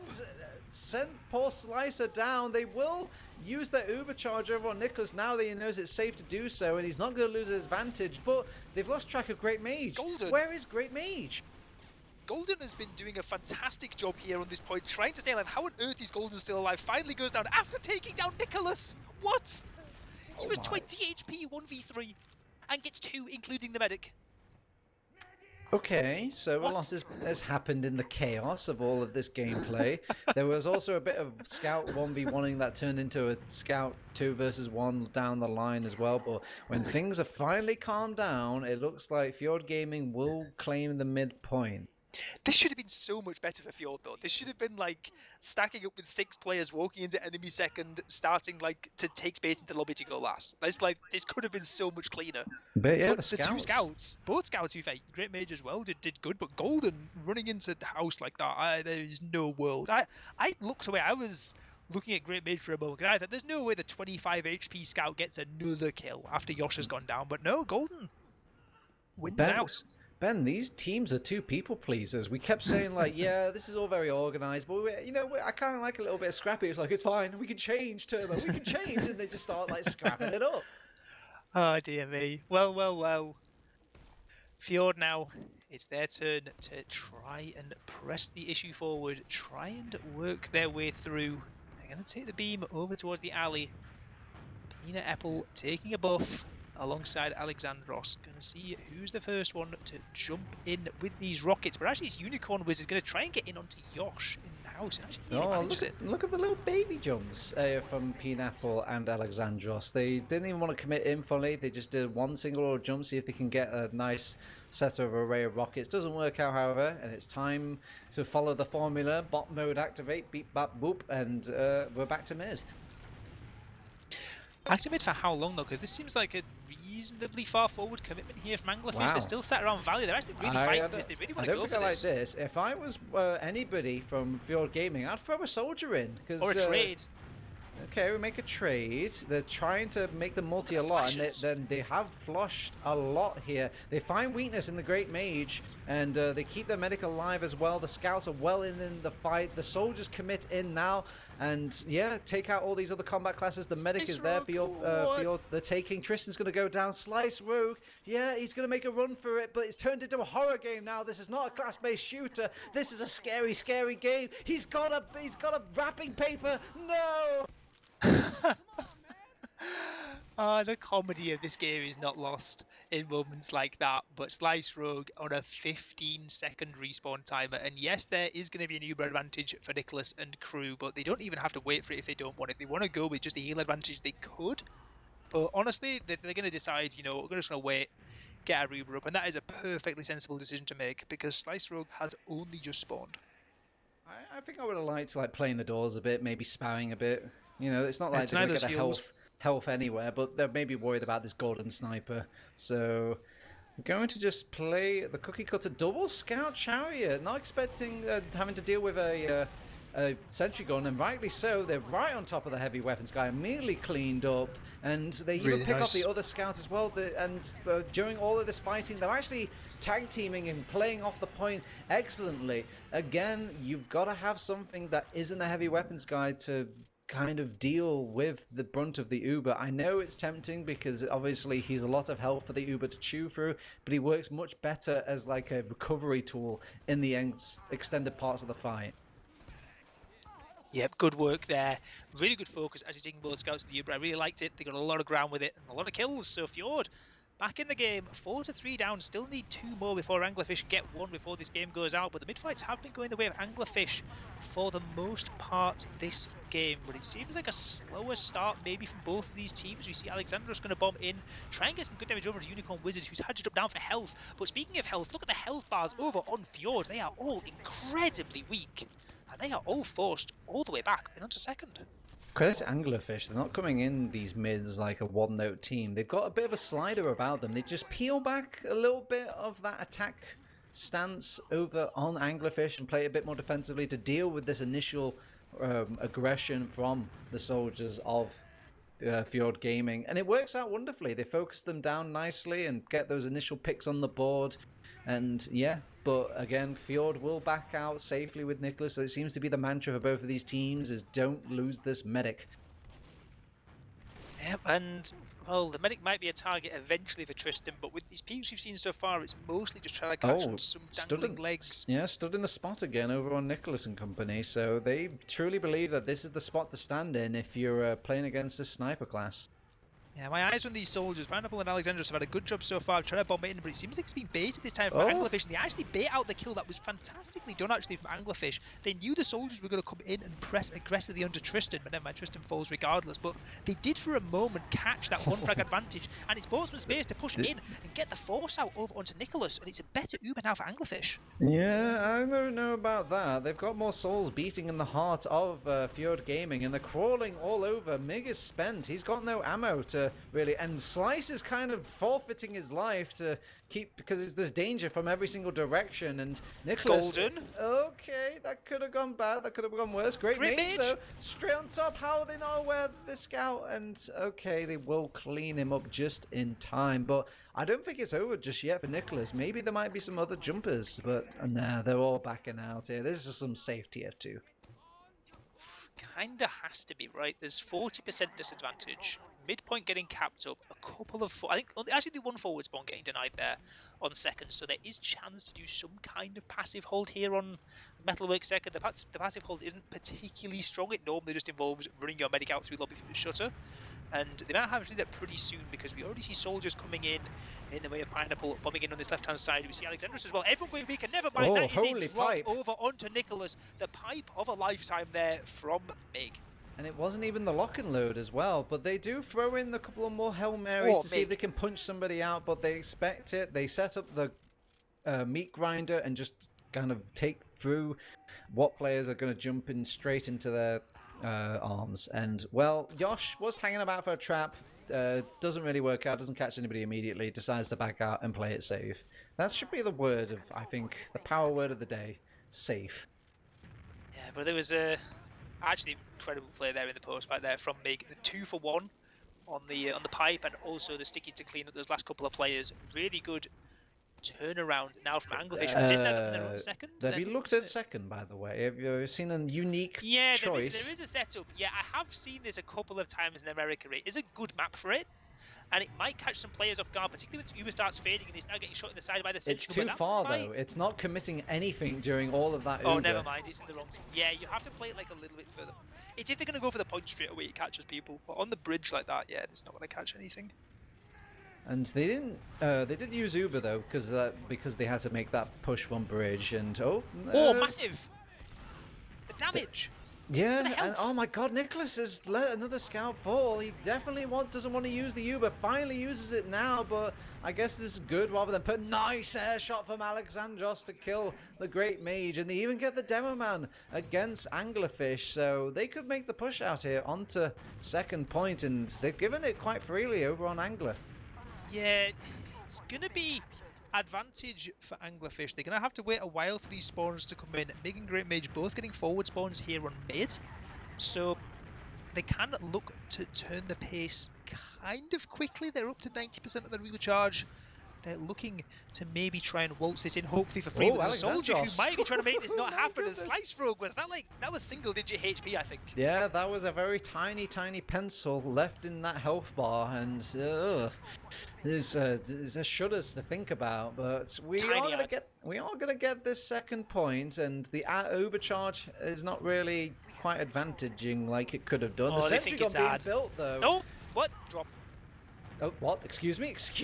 A drop? Yes, you're right. A full fat drop coming out from Slice Rogue. I don't think they needed to milk it as much as they did, but I guess they really wanted to get proactive with it, maybe expecting even Ubers at this stage of the game, but this is the worst possible outcome. And Great Mage, he's trying to see if he can maybe get a back cap or maybe just get behind and get on top of that medic. It's got to be some kind of play for that. Or the other option is to try and start capping second when players have pushed through. They have not accounted for this scout yet. I don't think they've been seen, so maybe a back cap could start to maybe draw some of these players back, and that is going to happen. A little early for my liking. I think they probably should have waited for a call of more players, but I guess this is more like a safer option. to But they make... bought so much time. Look at the space this has bought. So many players have gone back, and the Yeah. Uber charges are actually not that disadvantageous. So, okay, Great Mage is on 10 HP on enemy last. Is surely not long for this world. Yes, goes down eventually, but like 3 players on enemy last? Yeah, it's guaranteed impact, basically, from the Great Mage, because if you do this before any of your team members die, you will run the risk of not being able to actually make the back cap fully and just win the round. And I think they don't want to go for gimmicks like that. They just want to play cool, calm, and collected. They just need one round on the board, I remind you. And are they killing everything? Pineapple managing to equal out 1 kill, and Alexandros can't seem to find anything else. That's all practically a wipe on this server, and they have to just get prepared and ready for last. That's it. We're all off-classing. Get the engineer out. Get the sniper out. We need to be ready for the enemy at the gates. And that's back to what Great Mage is as well, because whilst players on Fjord were running around trying to find that player in behind, Slice Rogue was building hard with Golden, and that Uber charge came in from Fjord. I reckon they thought they still had a little bit of advantage there, but it wasn't to be, because in that post-fight they got absolutely crunched down by Slice Rogue's Uber, and it includes Nicholas going down, so now Uber advantage. We got a pyro. We could be out of Metalworks after this push. It could happen. The Uber charge comes in from the left-hand side into the Pyro. Pyro needs to go down fast before he starts airblasting 2 of these players away. Cap time coming through, loads of cap time coming through. Soldiers going to try and come in to block this point. Yosh doing good damage with these stickies though. Well. And players at the point hanging on. And somebody's stand on the point though. There's such a scrap on the point. Damage, explosions. Every Unicorn Wizard tries to get in. Slice Rogue, last alive. Look at the health bar. Oh my god, he's giving the Rogue away. He's going towards the cap. He's going to cap the point. Oh, he's on it. He's on it. He's on it. No, they block it. Oh, worthy efforts. Oh, that was genius. It's a shame that the medic class is so dirt slow. Oh, it was. Look how close that point is to getting capped. Look at how close that was. Slice Rogue trying their very, very damnedest to get this done. And what's even worse is the health bars on Fjord were that low. Like a crossbow bolt would have one-shot any of those remaining players as well. So even if it got messy, there was potentially a chance.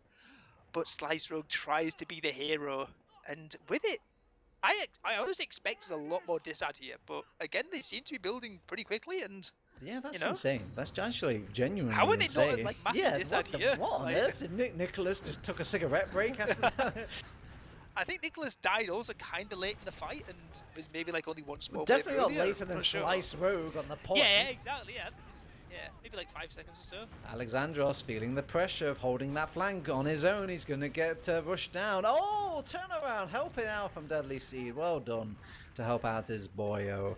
And surely, usually when I get a kill, that fills me with confidence. But look at Fjord Gaming. They're kind of passive. They are for now, but one scout down, Uber charges up for either side. They can use a trade if they want to, because they're going to get better forward spawns, but they have to trade before they start dropping players. Slice Rogue uses Uber. They've lost 2 players though. This is a disastrous. They could have really afforded to use a Uber earlier. And they didn't even go into the brunt of... Oh, nice force though from Tristan. So salvaging the situation, but I don't know what they really wanted to accomplish there. I don't think even Slice Rogue felt too much in danger, but there has been a trend this server where people have not been using their Ubers early enough in these bad situations, or maybe just cutting that problem out. I still don't think that was early enough though, because they took so much damage in the spam. Both of their soldiers were down below 50 HP before the Uber even came out, and they actually both got caught. Oh, Tristan didn't. Tristan had to go out for a pack, but Unicorn Wizard got caught, and there was so many of the players weak that when the collapse comes in with the Uber, they're still dropping players in these Ubers. I think they had to just be a bit more proactive there and just take a scout trade in, try and close some flashes, and just try their very hardest to get this last spawner in. But now it kind of hasn't worked out that bad, okay? Like losing 1 point in that situation and getting even Ubers in your second, this could have gone a whole lot worse with an Uber like that on mid. You know, if we could beam a player into the server, I think this would be a nice spicy moment where bot mode probably would have got a couple of spy classes involved at these connecting points of the game, where they're making these switches over from the midpoint. And honestly, I think the game could really do with some more little off classes like this. Oh, well, what do you know? We've got a spy right here. Who could have seen that coming? Yeah, really good call there. As we got Deadly Seed, could be the one picking up the watch and the knife this time around. Gonna try and sneak. They need to pressure though. They can't like not pressure the doors. They're gonna know something. Yeah, Alexandros was down, so that then they're just gonna have to wait a moment for Alexandros to come back up and get in a position to start spamming. Deadly Seed for now is just going to try and God, get they're so behind far into back. Come on, lobby. guys. Yeah, this is actually like kind of more stabbable almost when they're so far back because you can I decloak don't and come through this think shutter. they're not If no aware one's of paying it though. attention, He's no coming one's paying in. He attention. gets the The spy stab. comes in, Two gets two. stabs on the man. Even gets I think a little bit of damage with the pistol, but that's the demo man and the medic taken out. Bot mode would be crying a beautiful, proud tear right now. Fantastic stuff. And like I say, when you're playing so passive, you're playing so close to that shutter, you don't have a clue what's happening on the other side of that shutter. And now the collapse coming in from Fjord. Tristan goes down. Unicorn Wizard hiding behind in lobby. This is a very risky all or nothing kind of play here. I think they know, surely. They must hear him. They He don't, is on because top one of the rocket, medic. He two, can't get to him. Nice serve from Nicholas there. And a crossbow to keep himself alive. What is a pocket scout? Good effort in the end from Unicorn Wizard, but not quite enough to strip away this Ubercharge from Nicholas. 4-3. Could be 4-4 in a moment because Ubercharge comes in on the right-hand side. Gun getting spammed a little bit, but he's living for quite a long time. God. Great mage keeping that one alive, but it might not matter. Oh, nobody blocking the point. Yep. All eyes on the gun and no eyes on the big circle on the floor. This is the problem with running things like the engineer, right? Like the pyro. You're so tunnel visioned into this idea of keeping the sentry gun alive, but it's not good enough for actually getting people off the point. And keep in mind, they lost Unicorn Wizard earlier, so who's blocking it? Wild stuff, and now we are definitely down to the decider. What a comeback! Anglerfish were 4-1 up, let it be known, and then that the sweater pause came out. These gaming sweaters have done bits over on Fjord as they now look to maybe pull back the comeback of all comebacks here in the Division 1 Grand Final. The last mid-fight potentially here of Metalworks. They're taking space on either side, but it seems like Anglerfish is going to get the first kill. And lots of pressure into the lobby. Unicorn Wizard getting in onto Yosh. Players collapsing left and right here for Fjord. Golden's gone very deep as well in onto second, and they're having to be chased all the way out into last. Fjord backed up all the way. They sense the danger, and they have to run out. But again, these mids from Anglerfish are ferocious. It seems they really need to earn their keep over on Fjord Gaming, because now they have to play it all the way back from last. They've got a couple of tools in the toolbox though here, Ben. They can always go for the round reset at last, but I don't think they've always had the most secure last hold, really, at least when it comes to running down the clock. They've had a couple of weird moments. I think they have had a couple of successful holds, but not in like the traditional sense if you just bunker down and nothing happens. It's been messy. We do have the pyro coming out but then again, this is like 100% Uber charge. This is more to kind of divert a pressure cooker play, and I think you can do a bit of pressure cooking. Demo. Oh, interesting. Okay, but they've got a pyro, so they can't. They want to kind of push out immediately right now and not lose the momentum. So they've done the difficult decision to push out with this pyroclast. He does get somebody on fire. That's Unicorn Wizard going down. The Grey Mage, he's going behind. They spot him though. Alexandros, he's come to the point. Oh, blocked and defended. But that's brought back a lot of souls all the way from that second point. But they're going to retry to push out from this second. To the second, I should say, again. And Slice Rogue still has an Uber charge. They could maybe everybody needs a crossbow, needs medical attention. They're going to back off now and go from the valley point, and they're not chasing. Excuse me, is that a spy class? Holy. Okay, no, we're just class checking. Holy holy boo. This is these last sacks and pushes, it's really touch and go. Even the push out as well. Great Mage there, kind of that back up. I don't think they knew it, but they didn't need to send everyone back for that. Tristan's going behind. Very good here, actually. Two eyeballs. And I guess during these two eyeballs diverted, Great Mage went straight into the fighting of Yos. He will lose that fight, and definitely a time to kind of rock up to this mid and claim your free midpoint. They could maybe even get greedier with this, with a soldier, kind of go a bit extreme chaser mode, but they, again, playing safe here, Ben. Yeah, the problem there with Tristan going in behind is the behind play comes in after the fellow soldier buddy has already died. And the soldier buddy is the one you'd want to be bombing in while players are distracted, so it has to be Great Mage to just run in on Scout, and Scout running across the bridge, these are the calibers of teams that should never work against. And they are punished for it, as Fjord now looking to get themselves back in the driving seat once again. Ben, I just want to remind you, they were at last. They're on the last round to make their grand old comeback. Ago, yeah. And they're putting the pieces together. Slice Rogue! He's so far forward, but he has the best kind of dodging, which is the unaware dodging.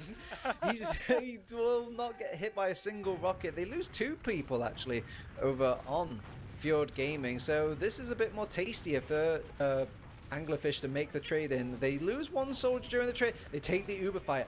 I think I actually like this. They will exchange Ubers, but they're going to have the forwards on their side. If they made them overextend and kind of global clan them, maybe they can turn this around. But no, there is no chaos. There is no global clanning today.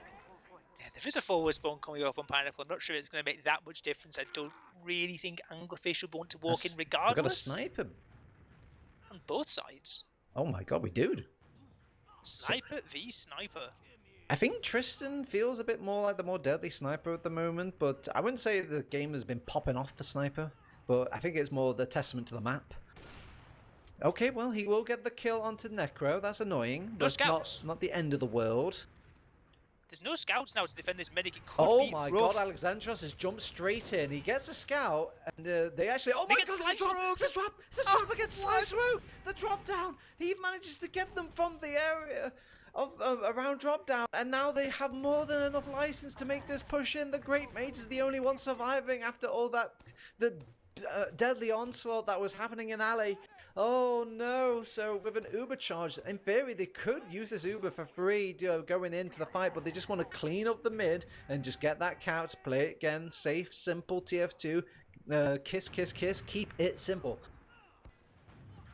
The thing is, they have to keep it simple, but they might want to keep it reasonably fast as well, because Slice Rogue is about 40% at Uber. It's not going to be enough to hold this second point. We all know that. But is it going to be enough? They want to get greedy with it. They don't even want to use the NA kind of style of Uber where they just secure seconds. So they're going to slow push it in. It's the right thing to do to try and squeeze in like this, but it's risky. They save Pineapple. They save their precious Pineapple, and they will get 3 kills. They need to start going to last now. Necro is looking around, checking the corners. There's spam being sent. We need stickies on point. There's no stickies on point. They could start playing the point right now. An unlocked scout needs to get onto the point. They're pushing him away. No, Uber, 5 rounds. They've made the comeback. It's now best of 4 advantage to the Fjord Gaming. Oh my... What an ending. Slice Rogue on... I think Slice Rogue may have even used and just not got down on the ground in time. You're right. You are right. Milliseconds in it. There was milliseconds in it.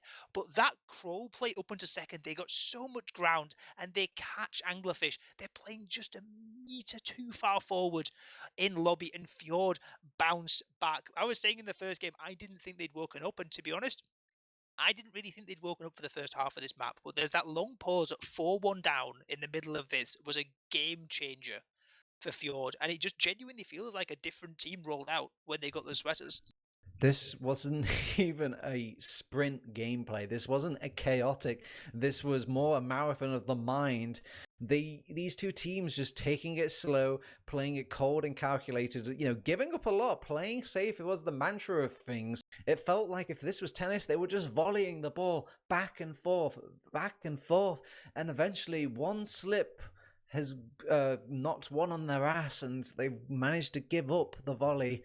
And now Fjord Gaming not only pick up a map win, but also their confidence.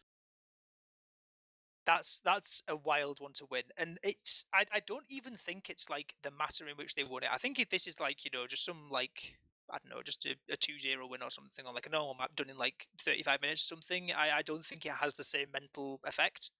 But the fact that Anglerfish were 4 rounds up, and the fact that that was before we even went into infinite overtime as well. They were 4-1 up before infinite overtime, and then afterwards, Fjord just battled back tooth and nail, bit by bit, and it wasn't even like they rolled over. It was just a slow grind for Fjord. It took 103 minutes. Speaking of grind and slow gameplay, look at the damage per minute. Don't look at the damage. That makes it look good. Is that pauses that have done that though? I think pauses might affect that in the log. I'm not sure. Okay, well, the jury's out just because pauses might do this, but that's got to be a pretty wild to just look at the damage per minute and have them averaged out like that. It's pretty low across the board. There's not much deviation between a lot of these players here, when usually you have someone that's kind of a bit more on fire, you know, almost like doubling these sort of damage stats at the very least. Yeah, it was a weird one. Like, it was slow at times, particularly on the second points, but other than that, like, it was a lot of flip flopping, a lot of trading, and a lot of like Oof. these sort of Look quick at the fights. drops. 4 drops for our boy Slicer Rogue. He had such a nice game in the previous map, and it's completely turned tables. He's made a monkey out of him. Yeah, 4 drops is rough, and I know a couple of those were very crucial. That one at the very end as well, pushing into Ali, just getting pincered by those 2 soldiers. Like, And you some of can't the really fluff be pushes dropping as there. well. There wasn't even a case Oh, of there was the one into last with the lock Yeah, unload pipe that as was well, yeah. just of their own devices. And I mean, everybody gets sniped, everybody gets stabbed, Ben. Not everybody drops their Uber pushing into last. It's one of those that they're trying to, like, bite off more than they can chew in a lot of these situations, and it's not great to not great to see in the most part, but, like, they do have potentially a way back into this. They've got 2 more maps to play. They will need to win both of them over an Anglerfish, and if they can bring out the Anglerfish we saw on Sunshine, like, there is no reason to say why they couldn't do it, or even the Anglerfish from the first half of Metalworks. But things got too sloppy for my liking in the later part. You could you could say this game was getting a lot sweatier, as in like sweaters. That's what was in these sweaters? Genuinely, these teams were just, maybe their hands were just feeling a little bit too cold, and it was one of the more pivotal turnarounds from attack pause I've ever seen. Yeah, well, we're getting word that the players are as worn out as we are for now. So we are going to throw to a mega short break, just a few minutes. The players have all got to go and they've got to go get some food, get some snacks, go to the bathroom, whatever. We are also probably going to do that. We're going to have a few minutes off. We are Nice, going to be right back. Maps number 3 and potentially 4 of this nice try, grand final. nice try, Ben. I'm firing Power World, but you know, hopefully we'll see you soon. We are back Well, from our break. Finally here, up on Bagel. It was a long one on Metalworks. But Anglerfish and Fjord have gone down to the wire. There's 2 maps left to play. If Fjord win this one, it's done and dusted. But Anglerfish need 2 more wins to seal the Div 1 title. And what a slog it's been so far, and potentially as much TF2 to happen. But again, I have a good feeling about this map, Ben. Not just because it's the only map bound to a timer out of our entire series, but because these 2 teams, they're very safe gamers. So Bagel is more like you're kind of in the mud and you're wrestling. There's nothing like clean about it. it's of the maps, it's possibly the one where you can get the scrappiest done, right? There's like it's a course where you can have players going behind. There's like 3 lanes. Fights could be happening in all 3 simultaneously. To be quite honest, even the forward holds, there's times when teams are sacking out and getting capped during the breakout of forwards. There's all sorts going on. So this is potentially up to about 50 minutes of the most non-stop hectic TF2 action that you can ever dream of watching. So obviously, we haven't really seen too much. We saw a brief period on Metalworks where they had a little bit of chaotic gameplay going on, but then I think a lot of their chaoticness wasn't just taking the fight regularly. It was more these players were making smart decisions. I mean, credit to them. Obviously, you use every single tool in the toolbox, but you had people going behind and like taking fights there and dragging people away with the threat of the back cap. None of that here. So we are literally rustling and tussling. If you had to like kind of siphon through what evidence you have seen, who feels like just the slightly better rustler tussler? Probably Fjord, to be honest, because I think that's how a lot of that late end of that game on Metalworks went, and that's how they got a lot of their wins. It was in these kind of drawn out fights when it gets a little bit scrappy in these post ubers. I think the spam game was very good. I think Yosh had a great time at some moments, and the scouts too were cleaning up very, very well. I know I didn't say Necro and Deadly Seas names as much as the scouts on the Anglerfish side, but that's because they were just sort of playing normal scout roles. They weren't doing anything too wild. They were just sort of being there where the team needed to have them there, taxing the medic around and kind of playing the sort of scout you'd want to have on a cost map. Now, I do need to remind you, Ben, obviously, this is the Div 1 Grand Final, but is there anything that we're more likely to see in the flavour of a Div 1, maybe like these sort of lower level teams compared to your Prem and your Invites? Is there any bad habits you're likely to see on a map like Bagel? It's weird to say because like this is Div 1, but like at the end of the day, this is still like what the 4th and 5th teams in America. Like at the moment, at least in this last RGL season. And So it's I been good don't think it's going TF2 to as be. well. Yeah, no, I honestly think like you put either of these two teams into like the invite bracket, and I think the games would at least be reasonably competitive against the lower teams. Like put these guys against like Global Clan, for example, who we saw last night, and I think Global Clan would probably win, but I don't think it'd be a monstrous win. I think there'd be rounds going either way. I think it'd be reasonably close. So I don't think we're going to see anything too crazy going on. Well, we don't have to stipulate and guess any longer, Ben. We're going to go straight into it. This is our third map out of this best of 4. It is a match point here for Fjord Gaming because they did get that first round for winning the upper bracket final. I am still salty about it, but I'll move on with my lives. This is Bagel. I'm Tabs. I'm joined with Ben PL and Samus on production. What's happening on this mid-fight? Not too much happening so far, as is usually the way on these Bagel maps. It's all about the spam, all about these stickies, all about these rockets being fired across the point. Interestingly, a good bit of damage here in the left house could have an opportunity to start pressing across and pressing the issue. And lots of space in right house as well, being taken by Great Mage and Unicorn Wizard, as they are really squeezing Fjord out of this fight. As Deadly Seed Yosh both go down, pressure coming through one to them, and actually in the end it seems like Fjord getting players behind is going to be enough to maybe seal the deal in terms of capping this point. Yeah, they have got a lot of casualties over on Fjord Gaming, but they do have the cap point and an Uber charge as well. So while it looks like bad news bears for Fjord Gaming, getting the cap and then getting an Uber in the midst of things kind of resets things a bit. Look at all those dead gamers. They're actually back to the world of the living, and they could re-pressure this point again, but they lose it in front of their eyes. Yeah, nice trade from Fjord there. Got themselves 20 seconds on the point because of that trade, but actually losing both their scouts immediately afterwards might spell doom and gloom for the rest of his team. Yosh goes down. Last salvage attempt coming in from Pina Epple, who's not able to get anything done with that. Just the soldier and the medic up alive. And with one scout down, there is actually a good chance to still forward hold. This scout is not the be-all and end-all when it comes to a forward hold. Yeah, you see where the loyalties lie a little bit on Fjord Gaming. They got Nicholas out very cleanly and very early, but that does mean somebody had to go on the chopping block, and that was like your demo man, Yos. Is that still feeling good?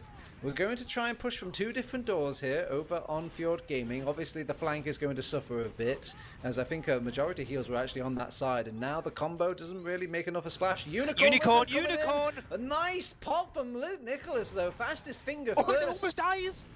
Oh, Nicholas decides to unflash the Uber to go for a melee and actually almost dies there to that final direct from Unicorn. That was crazy stuff. But now it's all eyes over to Slice Rogue, who still has Uber charge left to hold on to. Make goes down in the midst of this, but lots of players getting their spawns tonight. The bonfire comes in, loading it in. Alexandros, 13 health, the movement, the serve. The high ground, saving him from the crater. Fantastic stuff. This is the thing, like we put a medic on blast in like one post game, and they come up great the one after. We put Nicholas on blast after Sunshine, and they had a fantastic up on Metalworks. And then we put Slice Rogue on blast after Metalworks, and this has been a really solid start on Bagel. Well, how come my sleep has been put on blast, but yet none of that has not really carried me at all? Well, anyway, Alexandros making his way through forwards, but the flank, they do get the force out of them, so I guess mission accomplished. But this is some very archaic way of playing TF. King of the Hill, just throw all the players in, lol, see if we can just force the medic. Very late death as well from Deadly Seed as well, the flank scout over on Fjord, so it might slow things down somewhat for this repush in. They have 100%. They have 100%, like you say. They can look to walk this forward and play this aggro. Unicorn Wizard getting blasted into the sky, but coming out for the reason, gets air shot down and smited down. The Uber comes out regardless. But that NS in chat as well, understandable stuff. Yeah, and Golden making it a bit of a headache for the opposing team, but they will cap out the point. I think it depends on how you let your glass here, Ben. Some people would look at 3 soldiers, 2 soldiers and a scout down and think of it glass half full. Some would look at as an Uber spent, glass half empty. Well, Uber spent and also Slice Road going down, which is what makes it kind of pretty bad for Anglerfish. They are able to use the spawner advantage to get some time on this point, and with 53 seconds left on their timer, they'd be very, very happy if they could turn this over into the blue before this Uber charge from Nicholas is ready. And Pocket Scout being dropped by Necro means that now they can look to hold on for a moment. Nicholas at 80%, they might want to take this in regardless on Deadly Sea, but they're taking so much damage. Nicholas down to 50 HP. The collapse coming in. Yosh goes down as well, and Unicorn is in.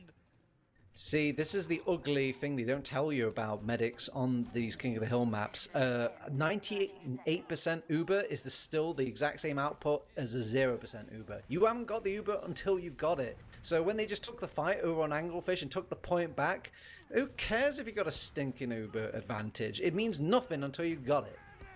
Yeah, and now it's nearly evened out. It's very close. Slice Rogue over on 100% now, has the Uber charge ready to trade across 10 seconds left on this blue timer. Going to be spam coming across this point now. Trade can be coming out at any moment from this blue side to deny this point capture, but they might not need it because they're getting frags left and right regardless. As Uber charges come out and trades coming in the favour here for Anglerfish, they might just hang on to this straight up.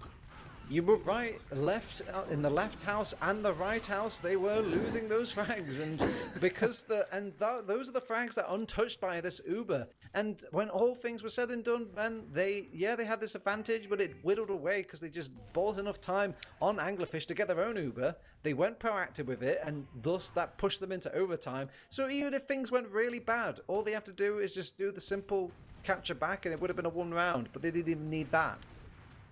Well, 1 round up for Anglerfish. Like we said, this is do or die for them in this grand final for Anglerfish. They have to win this map to stay in it. And last time their mid was good in the sense that they got lots of house pressure early and they did a good amount of damage here to Pineapple early on. But Golden getting caught on the point means that Fjord now might be looking at to turn up the squeeze here across. Great Mage going to run forward and second scout goes down.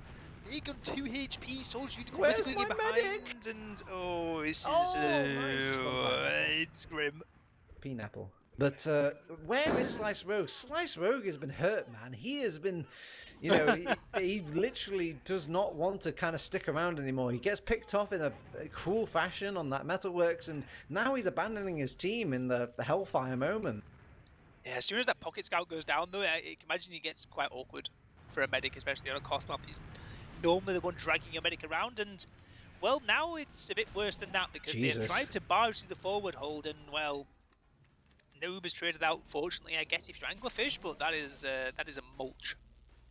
Yeah, sometimes you can be one of those teams that will just play a choke really well and manage to just play the spam out and force your way through and get like a good, trade of numbers, basically, when it comes to just butting heads, but not, it seems, against Fjord Gaming. So they have to get a bit more creative here, maybe rotate that beam round to get towards the flank. They're actually going to take a trade instead. And they pop a little bit later. It's a nice solo for Nicholas. It's a classic, as they got the majority on the soldier class. And now they're trying to rotate round over on Anglerfish, but they react quite appropriately over on Fjord Gaming. And they're even going to get a bit proactive and see if they can send a couple of soldiers in the base.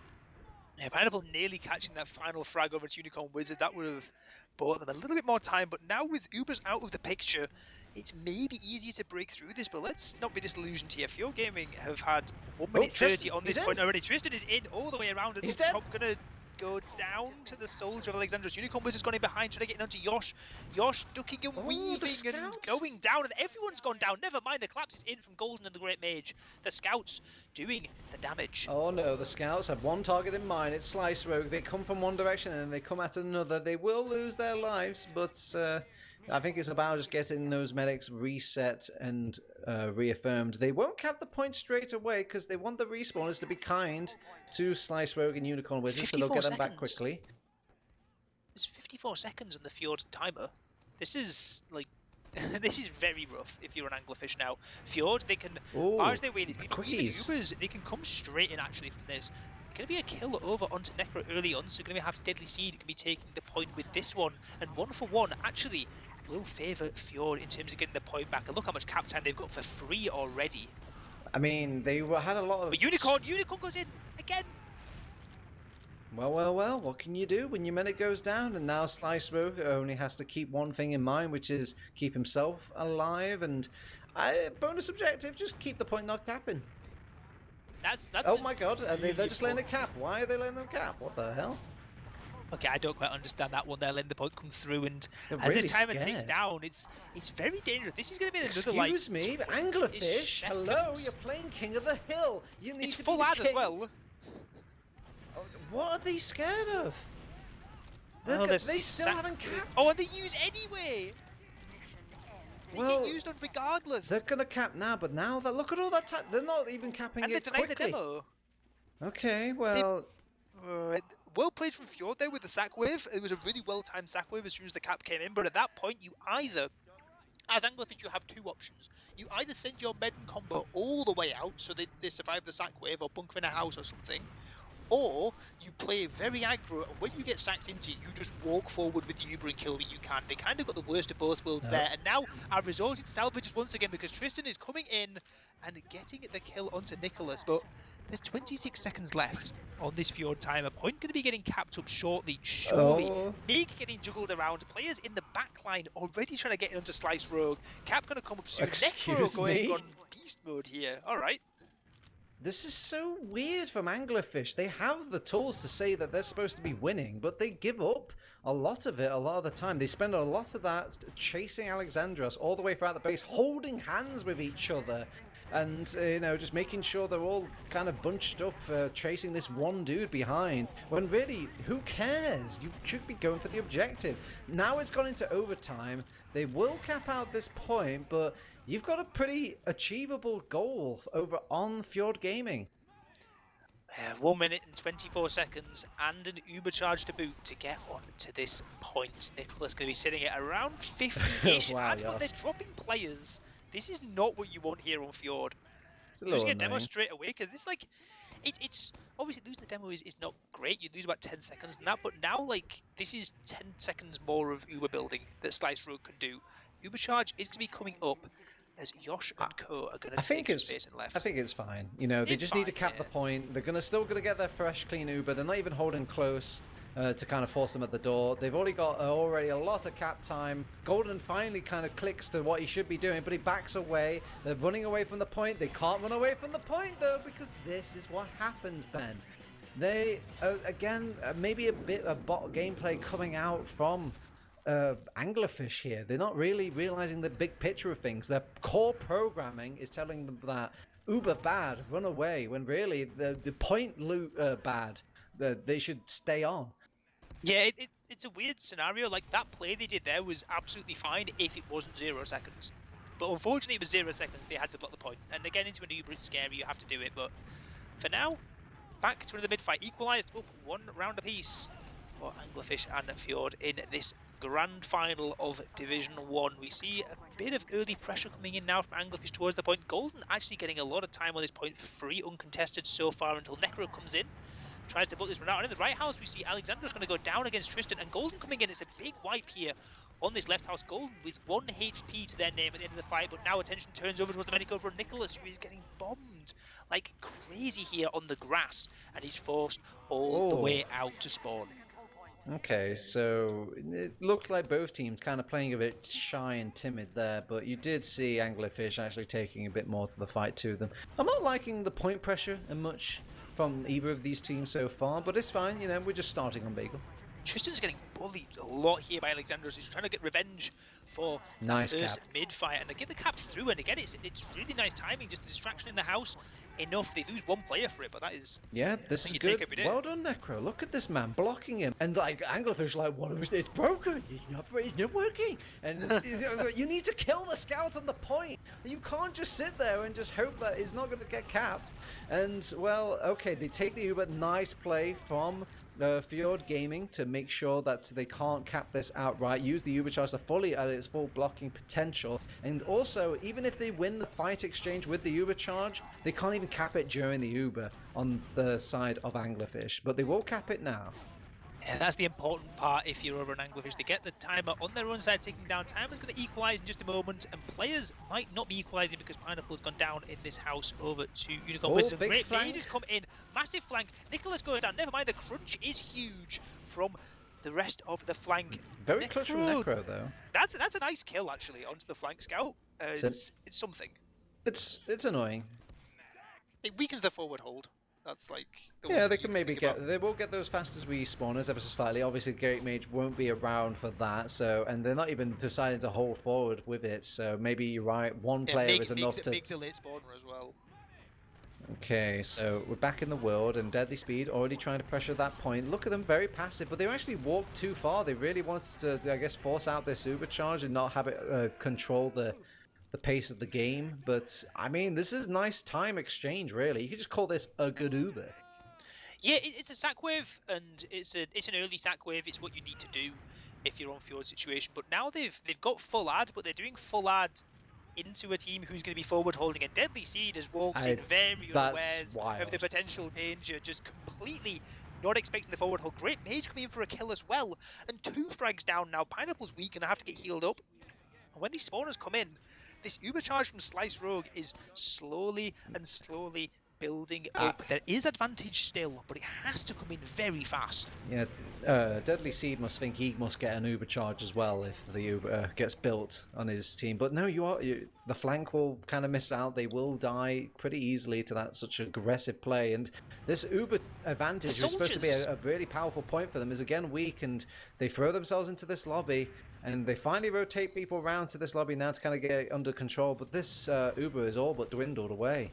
Yeah, 90% the soldiers again. Tristan Unicorn Wizard winning out the fights again and again and again in top of lobby, completely denying any chance of this forward push out from happening as now the Uber charge gets traded across the point. Anglerfish 27 seconds left on this with a better Uber, not able to get any frags, but able to just deny Fjord from getting onto this point. They are blocking the point quite nicely, but Golden needs to realise that there's not many people rotating for him to bounce off. Usually you get a demo man. If you see your scout in front of you and he's going backwards, you can just step onto the point, and then you can trade places like that. And thus, if the scout sees the demo man on point and he backs off, he can take his place. But they don't really have that sort of rotation going on right now on Angler.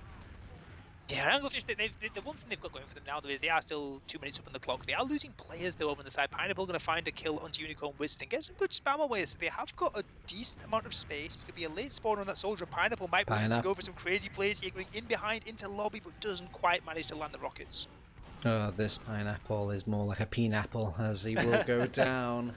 And it's fine though, maybe space created. Everyone's a little bit tagged and bagged over on Anglerfish, and they're going to rotate round.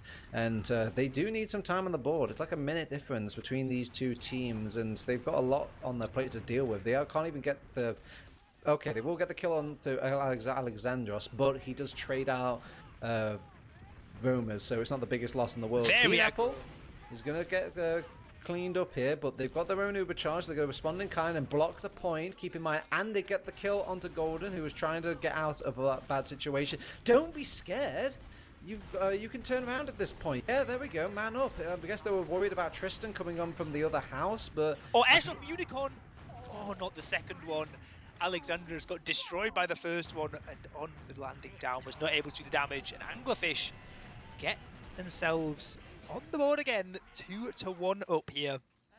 I like Bagel. I mean, despite them losing, I still like the turn. It came a bit late for my liking, but I still like the turn because I was looking at the timer. They couldn't afford to just give up the point at that point and send it into that sort of dangerous timer zone. They need to kind of get a bit brave, I think, based on what the time is dictating. Absolutely. And now, you've seen these fights in the houses have kind of dictated these first couple of mids, mostly going the way of the Anglerfish side, but it's one of those where they're sending enough players into the houses and Anglerfish that Fjord are using that to win fights in the middle. So this time we'll be interested to see if there's any kind of updates. That will Anglerfish double down on their play on the houses, or will they try and back up? But so far it seems like Pineapple will be the one winning out most of the damage on this fight over on their respective left house, but everyone gets out alive, everyone gets healed back up, and we go for kind of wave number 2 of aggression. But in the meantime, look at the cap time on point.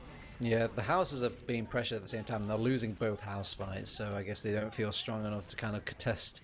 Maybe it seems the plan leans a lot on Fjord Gaming and their house control. If they get house control, maybe they feel a bit more confident holding and fighting back on that mid. But it works out. Unicorn gonna go for a bomb, a salvage, or nothing comes. That's alright. It doesn't go on top of the target he wanted, which is Nicholas. And now a deadly forward hold could be set up here. They are opting to get the demo man on the left-hand side. Usually you see two teams obviously flicking between the two. Tristan, space making, trying to let his team come in. Very nice space made by Tristan, and the follow-up on the scouts. That's a demo man down. Alexandros, he gets the force out of Slice Rogue, and they use a bit of that tail-end Ubers as bullish Pineapple, but will go down, and they will get a point capture for their troubles, so it's not the worst in the world, but they have a chance to respond over on Fjord Gaming. Yeah, it managed to get out with enough players as well. Like, yes, they get the force, and yes, a couple of other players get caught, but it's none of the critical ones. Nicholas getting Oh down to my. 4 HP, though. I believe, was that a rocket or a Jesus, trap yeah. in lobby?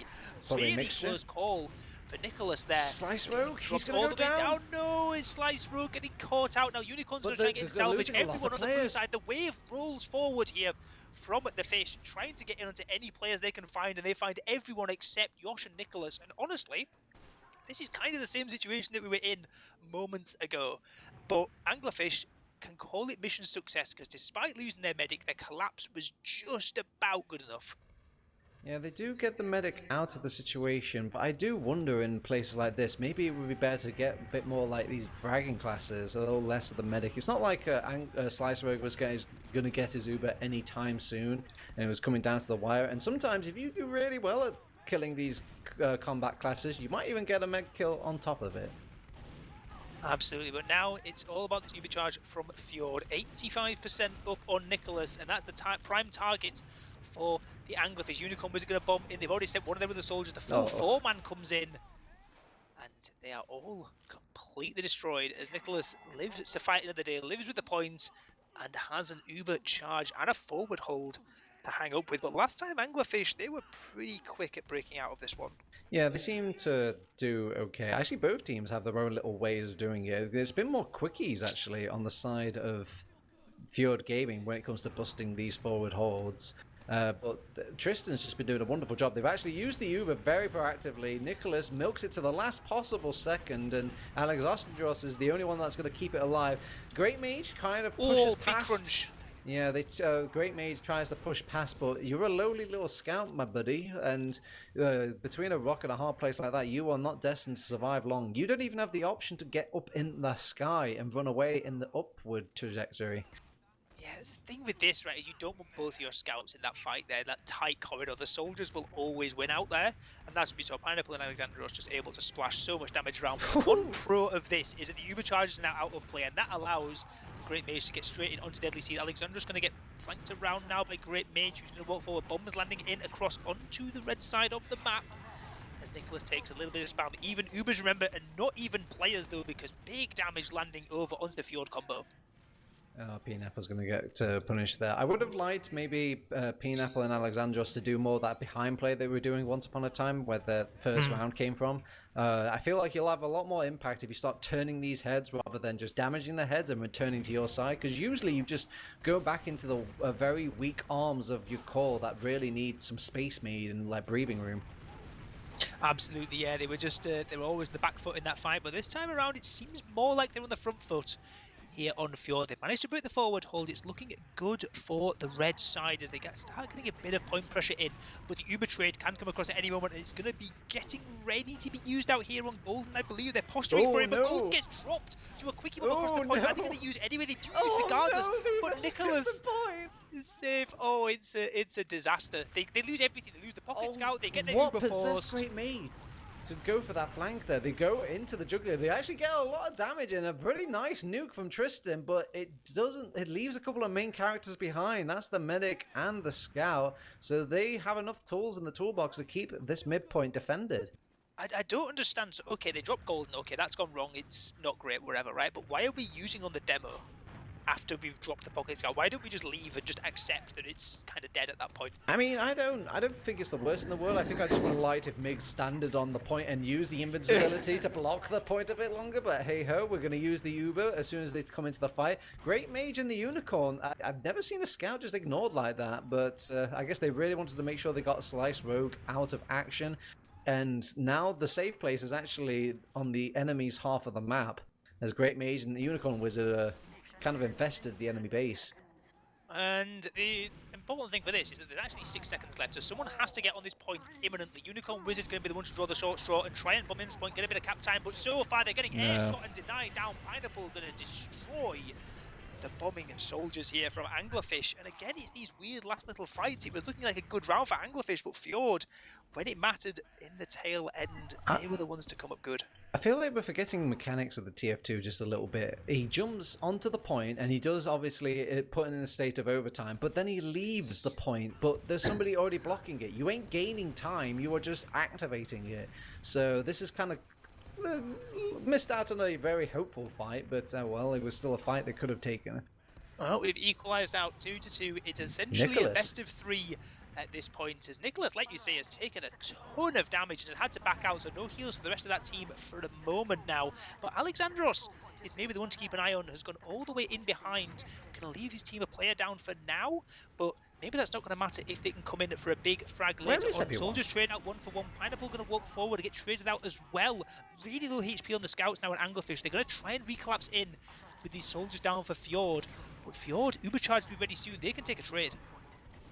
Okay, so we got the Uber coming out. They have the cap point over on red, but they've lost 3 players down. They just need to focus on getting Nicholas out. They take the scout and taxi out. Mission accomplished. Well done.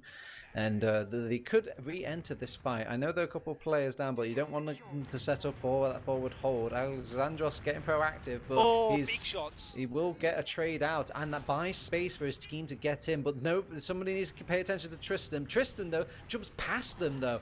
Values his life a bit longer, but Deadly Seed is in the most random part of the map and meets that falling out soldier. And yeah, they managed to get the control of the midpoint back, and that was honestly from some very unsuspected play from all of the members of Fjord Gaming. I really like that Fjord just did not give Anglerfish time at all to get comfortable in that setup. Yes, they were like a scout spawner down essentially over on Anglerfish, but like at that point, if you don't do anything proactive, you are just going to get locked out completely. But they managed to burst through with those soldiers. There's no fear at all, and now it's the other way around because there's no fear from Anglerfish as they walk forward, try and get some damage. Josh down to 1 HP, going to fall. Nicholas might be getting forced out soon, going to have to walk across this point. Ubercharge not going to be used in time because the stickies spiked him down. Yeah, the synced up sticky is the one where you just lob a few in the air. They're going on top of Slice Row, but he's too fast footwork for the scout to handle. And now the shoe is on the other foot here, Ben. It absolutely is, and this is the turning point in the round that Anglerfish needed. The last one got away from them, but this is their chance to go ahead in a big, big way. They have a big advantage in terms of Uber charge. They're getting a fair few frags this lower time, and Nicholas goes down in the push-out. Jesus, everybody's just into... But that's really, really bad for Fjord. They're losing their medic. Yeah, I mean, it's hard. I guess maybe they're feeling a bit of a crunch. Credit to Anglerfish. These two teams have different philosophies when it comes to the forward hold. I think, obviously, they're tired of just dealing with Tristan and his forward busting, so they just let them have it most of the time, whilst Anglerfish are much more like, yeah, let's just get in there. Yeah, they're feeling blood in the water definitely now as the bombs land over the top onto Slice Road. Tanks one rocket serves it. Demo jumping safe for the moment. It's getting a bit weird. Point flips over, but with 2 spam classes taken down in the sack attempt, it seems like it's going to be a retreat on the cards for Fjord, who are backed out all the way. They're going to try and block for a moment here. This is actually why are they scared of Necro? They have an Uber charge. They have a full Uber, they don't drop anyone. That's something at least can be said for Anglerfish, but that, like, again, that's 10 seconds on the point that I didn't think needed to be given. I couldn't believe I was looking at 4 players. Just look at this one scout. He's like, no Uber either. Man, he's pretty scary. Yeah, no Uber up for Fjord either, but the Uber charge is ready finally now from Nicholas as they start getting some time on the point. Uber charge used in proactively now from Necro. Nice. Going to find a kill over onto the demo of Mig, and now they're going to try and hold on to whatever ground they can. There's going to be some kind of collapse coming in from this right-hand house from Unicorn, who's going to bomb in and naturally be taken down from Necro. So really good work from the scouts here over on Fjord. As they get themselves set up, they're going to get the point capped, and they can start their own kind of perhaps forward hold, but they're a soldier down, so I don't maybe see it working.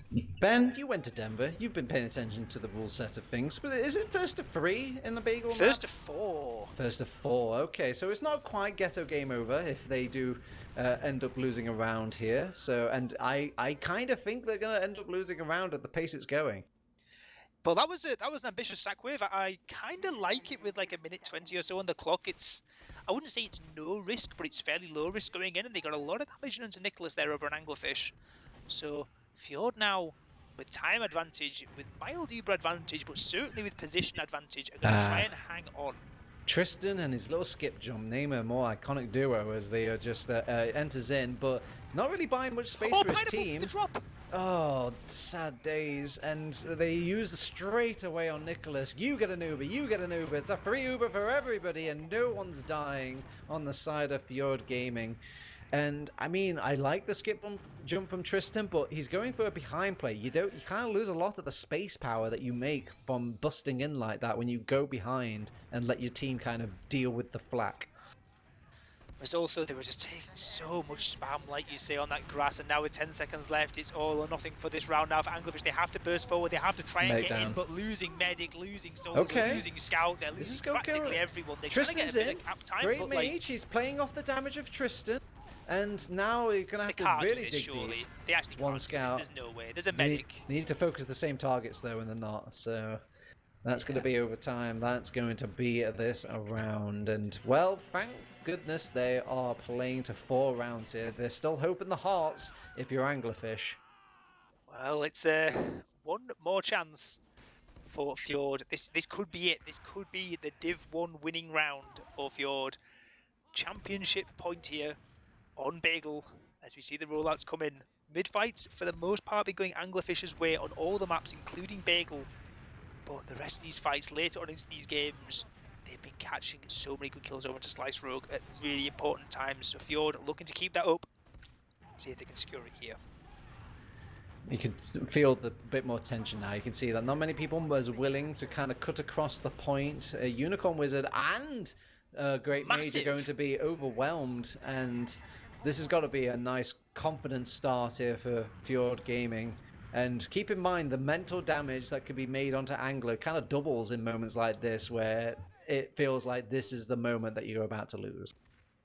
I actually have no idea there how Pineapple is allowed to live and get both kills. Like, I just assume in that situation, because when Pineapple's I accept one kill is fine, and I think getting traded out is the normal outcome there.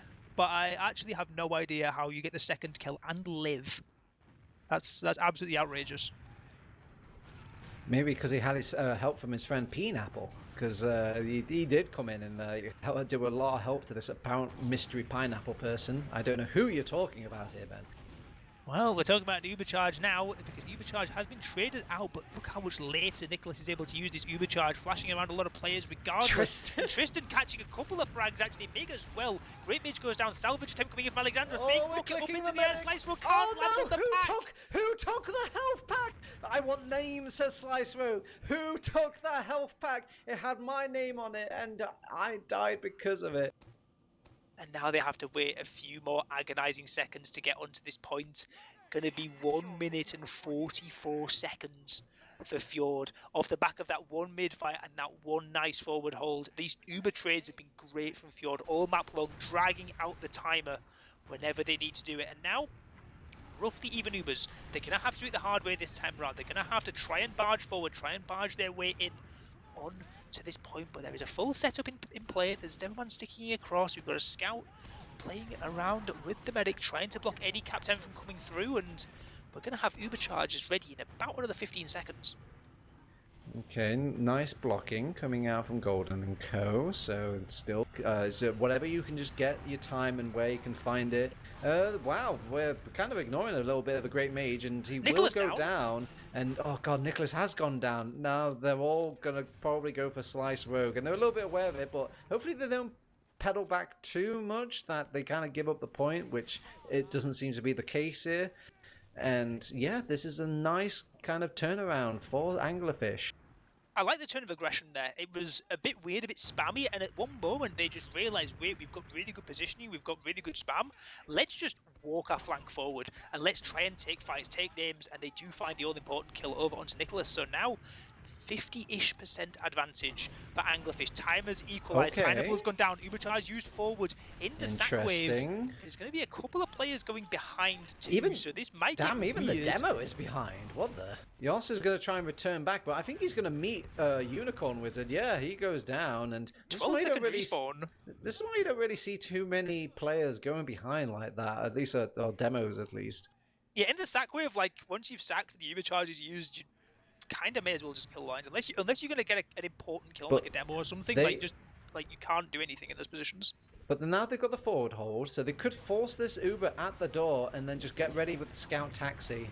And oh my god, they're mulching the player already. This is a good angle. Best way to kind of take the teeth away from an Uber charge is just to plink away at all the patience. Maybe you can just get a lot of drops involved, or just make it just a little less effective across the board. But look, they're running into Right House very, very far forward. Necro and Yosh landing in onto Mig. Demoman down. Kind of an attempt at a salvage coming in. Collapse. It's very ambitious. They're still shiny, my players. You cannot damage them whilst the Uber charge is still going. I like the collapse idea, but you've got to wait until the Uber finishes.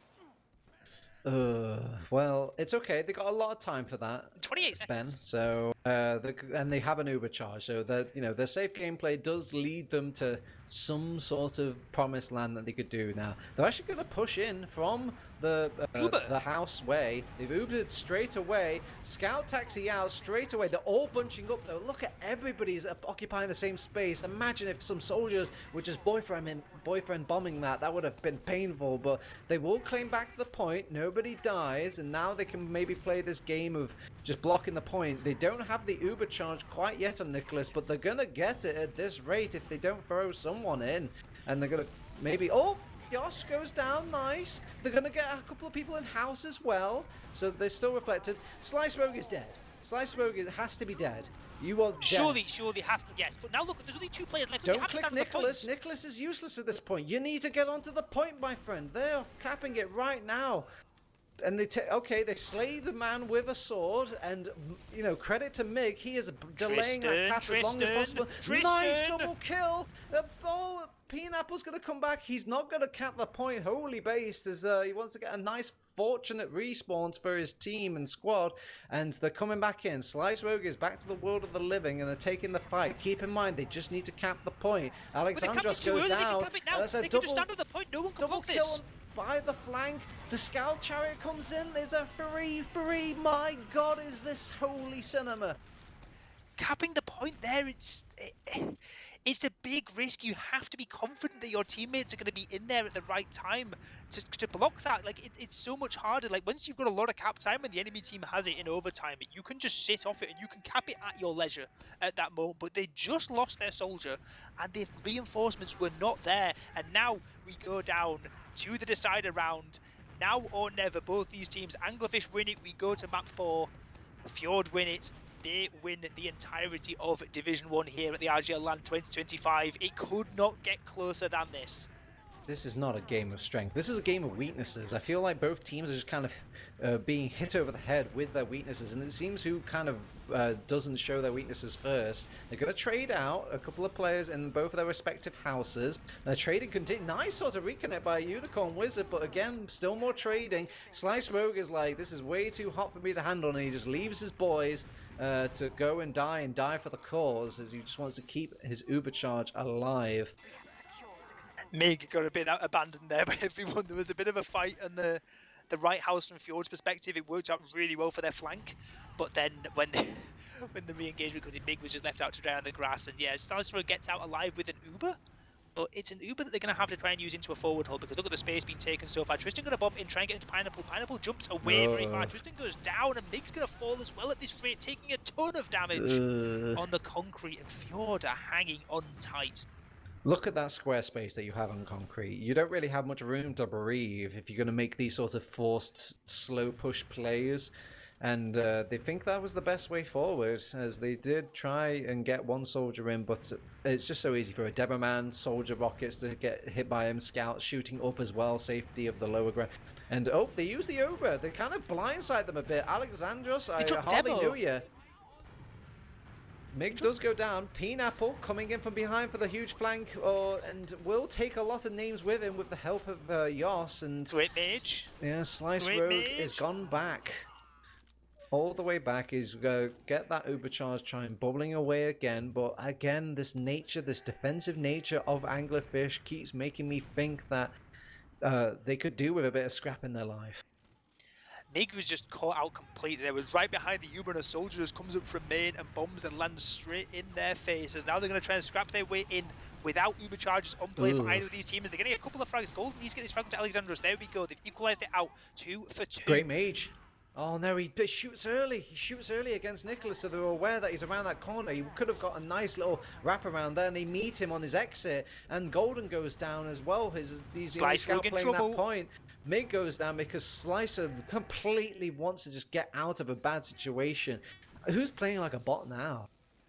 Well, I don't think they really care because there's 1 minute left on this Fjord timer. They're on track for a clean round here, and Anglerfish just cannot get anything going. Tristan gets in and buys a bit of space for his team, and this time he doesn't go for the long flank. He's here to fight and buy space for his team. He pushes Nicholas back, so it is a little bit damaged, takes a health pack and a little Capri Sun, and he's fine. Oh, drop!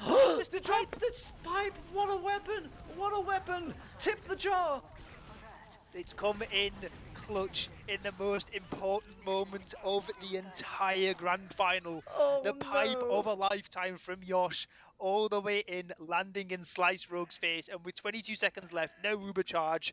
This is, I don't want to call it early, but I think this is GG. Not like this, Ben. They could have, if they were playing a better game setting and had better tournament rules, they would have had another map to have a crack at it, but this is it. This is over. It's 3 seconds left. They're dancing on the desecrated graves of these anglerfish, and they were never really destined to be alive anyway. We have had Div 1 champions. It's Fjord Gaming. They fought back, they went a map down, they went a lot of rounds down on Metalworks, but on Bagel, they have shown their worth. They've shown why they were the upper bracket team, and they have fought back in a big, big way, and they didn't do it the easy way. It was 4-3 on Bagel. I think a couple of those rounds, they nearly let it slip as well, but what a step up from this final map.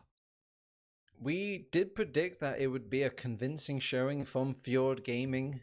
Ben, do you think these losses hurt a bit more, the ones that you had a grasp of and it slips through your fingers, or the ones that you never really had a hold of in the first place?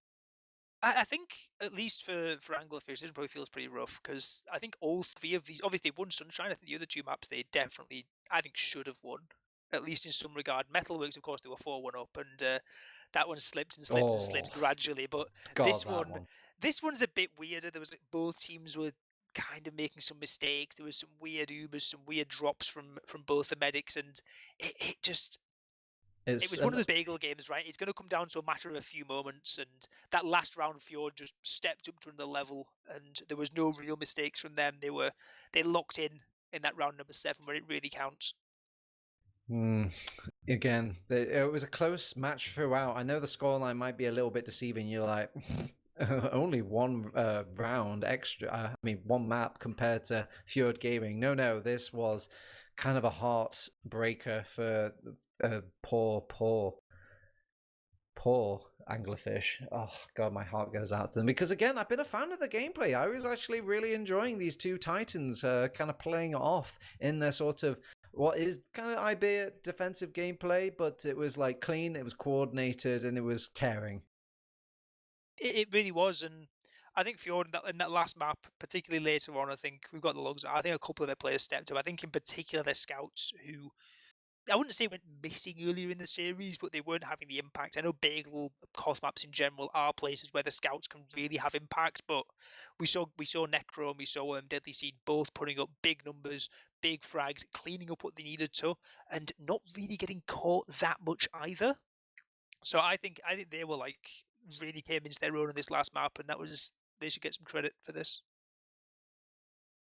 What is there to be said? I don't even want to pick on players at this point. I just want to dust them off, and I say, good game, honestly. Good game all around. That was a great game. That was a nice match to watch from both of them. I do hope that no one comes across particularly sour or spoils the moment, and that they, I don't want to say everyone's a winner, but like, you know what I mean? It's something you can be prideful about. No, for sure. Yeah, I think both teams played well, and credit to Fjord for winning Division 1. But I believe it's been a long night, hasn't it? All right, Ben. So now that they've won the Division 1, Fjord Gaming gets placed into the into the invite bracket, right? Yes.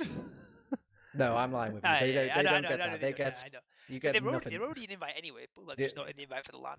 But congratulations, they will be walking away with some nice sweaters, or at least somebody's going to be walking away with some sweaters. I never really got on the phone to NA and found out who bought a sweater where, but that was the wildest tech pause I've ever heard. Like, that and I is mean, credit to them, hilarious. it worked. Like it was. I mean, we might have to do a little bit of a background check, but that's one of the better comebacks in TF2 that's happened in a while. Oh, absolutely. Yeah, 4-1 down on the second map and bounce back to win 5-4 and then win 4-3 on the course map instantly afterwards. Like, yeah, honestly, big turnaround. These more gaming sweaters. Ben, I just have one more question for you about the NA rule set, and then we'll go away. Do you think that Metalworks is going to be the poster child for why they should be playing this sort of freedom rule set? I hope it isn't, because I don't be too bad. That game lasted a long time, but like a really long time. Also changed the result of what it would have been. It did. Well, to be fair, like also the Fireside final as well over in Denver. Also, like every map, G6 were ahead going into like the continuous overtime, and Witness EU fought back. But yeah, I think I wouldn't say like a team having a comeback like that is the poster child for why it should be kept or not. Whatever. I think it should be more of, does it create good games? And to be fair, Metalworks, I think it was a genuinely like interesting, exciting back and forth game where like, okay, it went on for some huge amount of time, but at the end of the day, like in that time, things were happening. It wasn't just stalemates out on last and constant round resets. It was, things going on. It was good, entertaining TF2. All right, I think we're circling the drain here, Ben. Close us out here. Dot the I's, cross the T's, close us out. Yeah, let's hop off. There's a grand final coming up over the RGL channel pretty soon. But actually, there's on print stream some ETF12 Prem action as well. So I'm not sure where we're going to hop over to, but one of those two places if you haven't quite had your fix of TF2 yet for today. And we will see you in, I guess, one of those two places. Bye.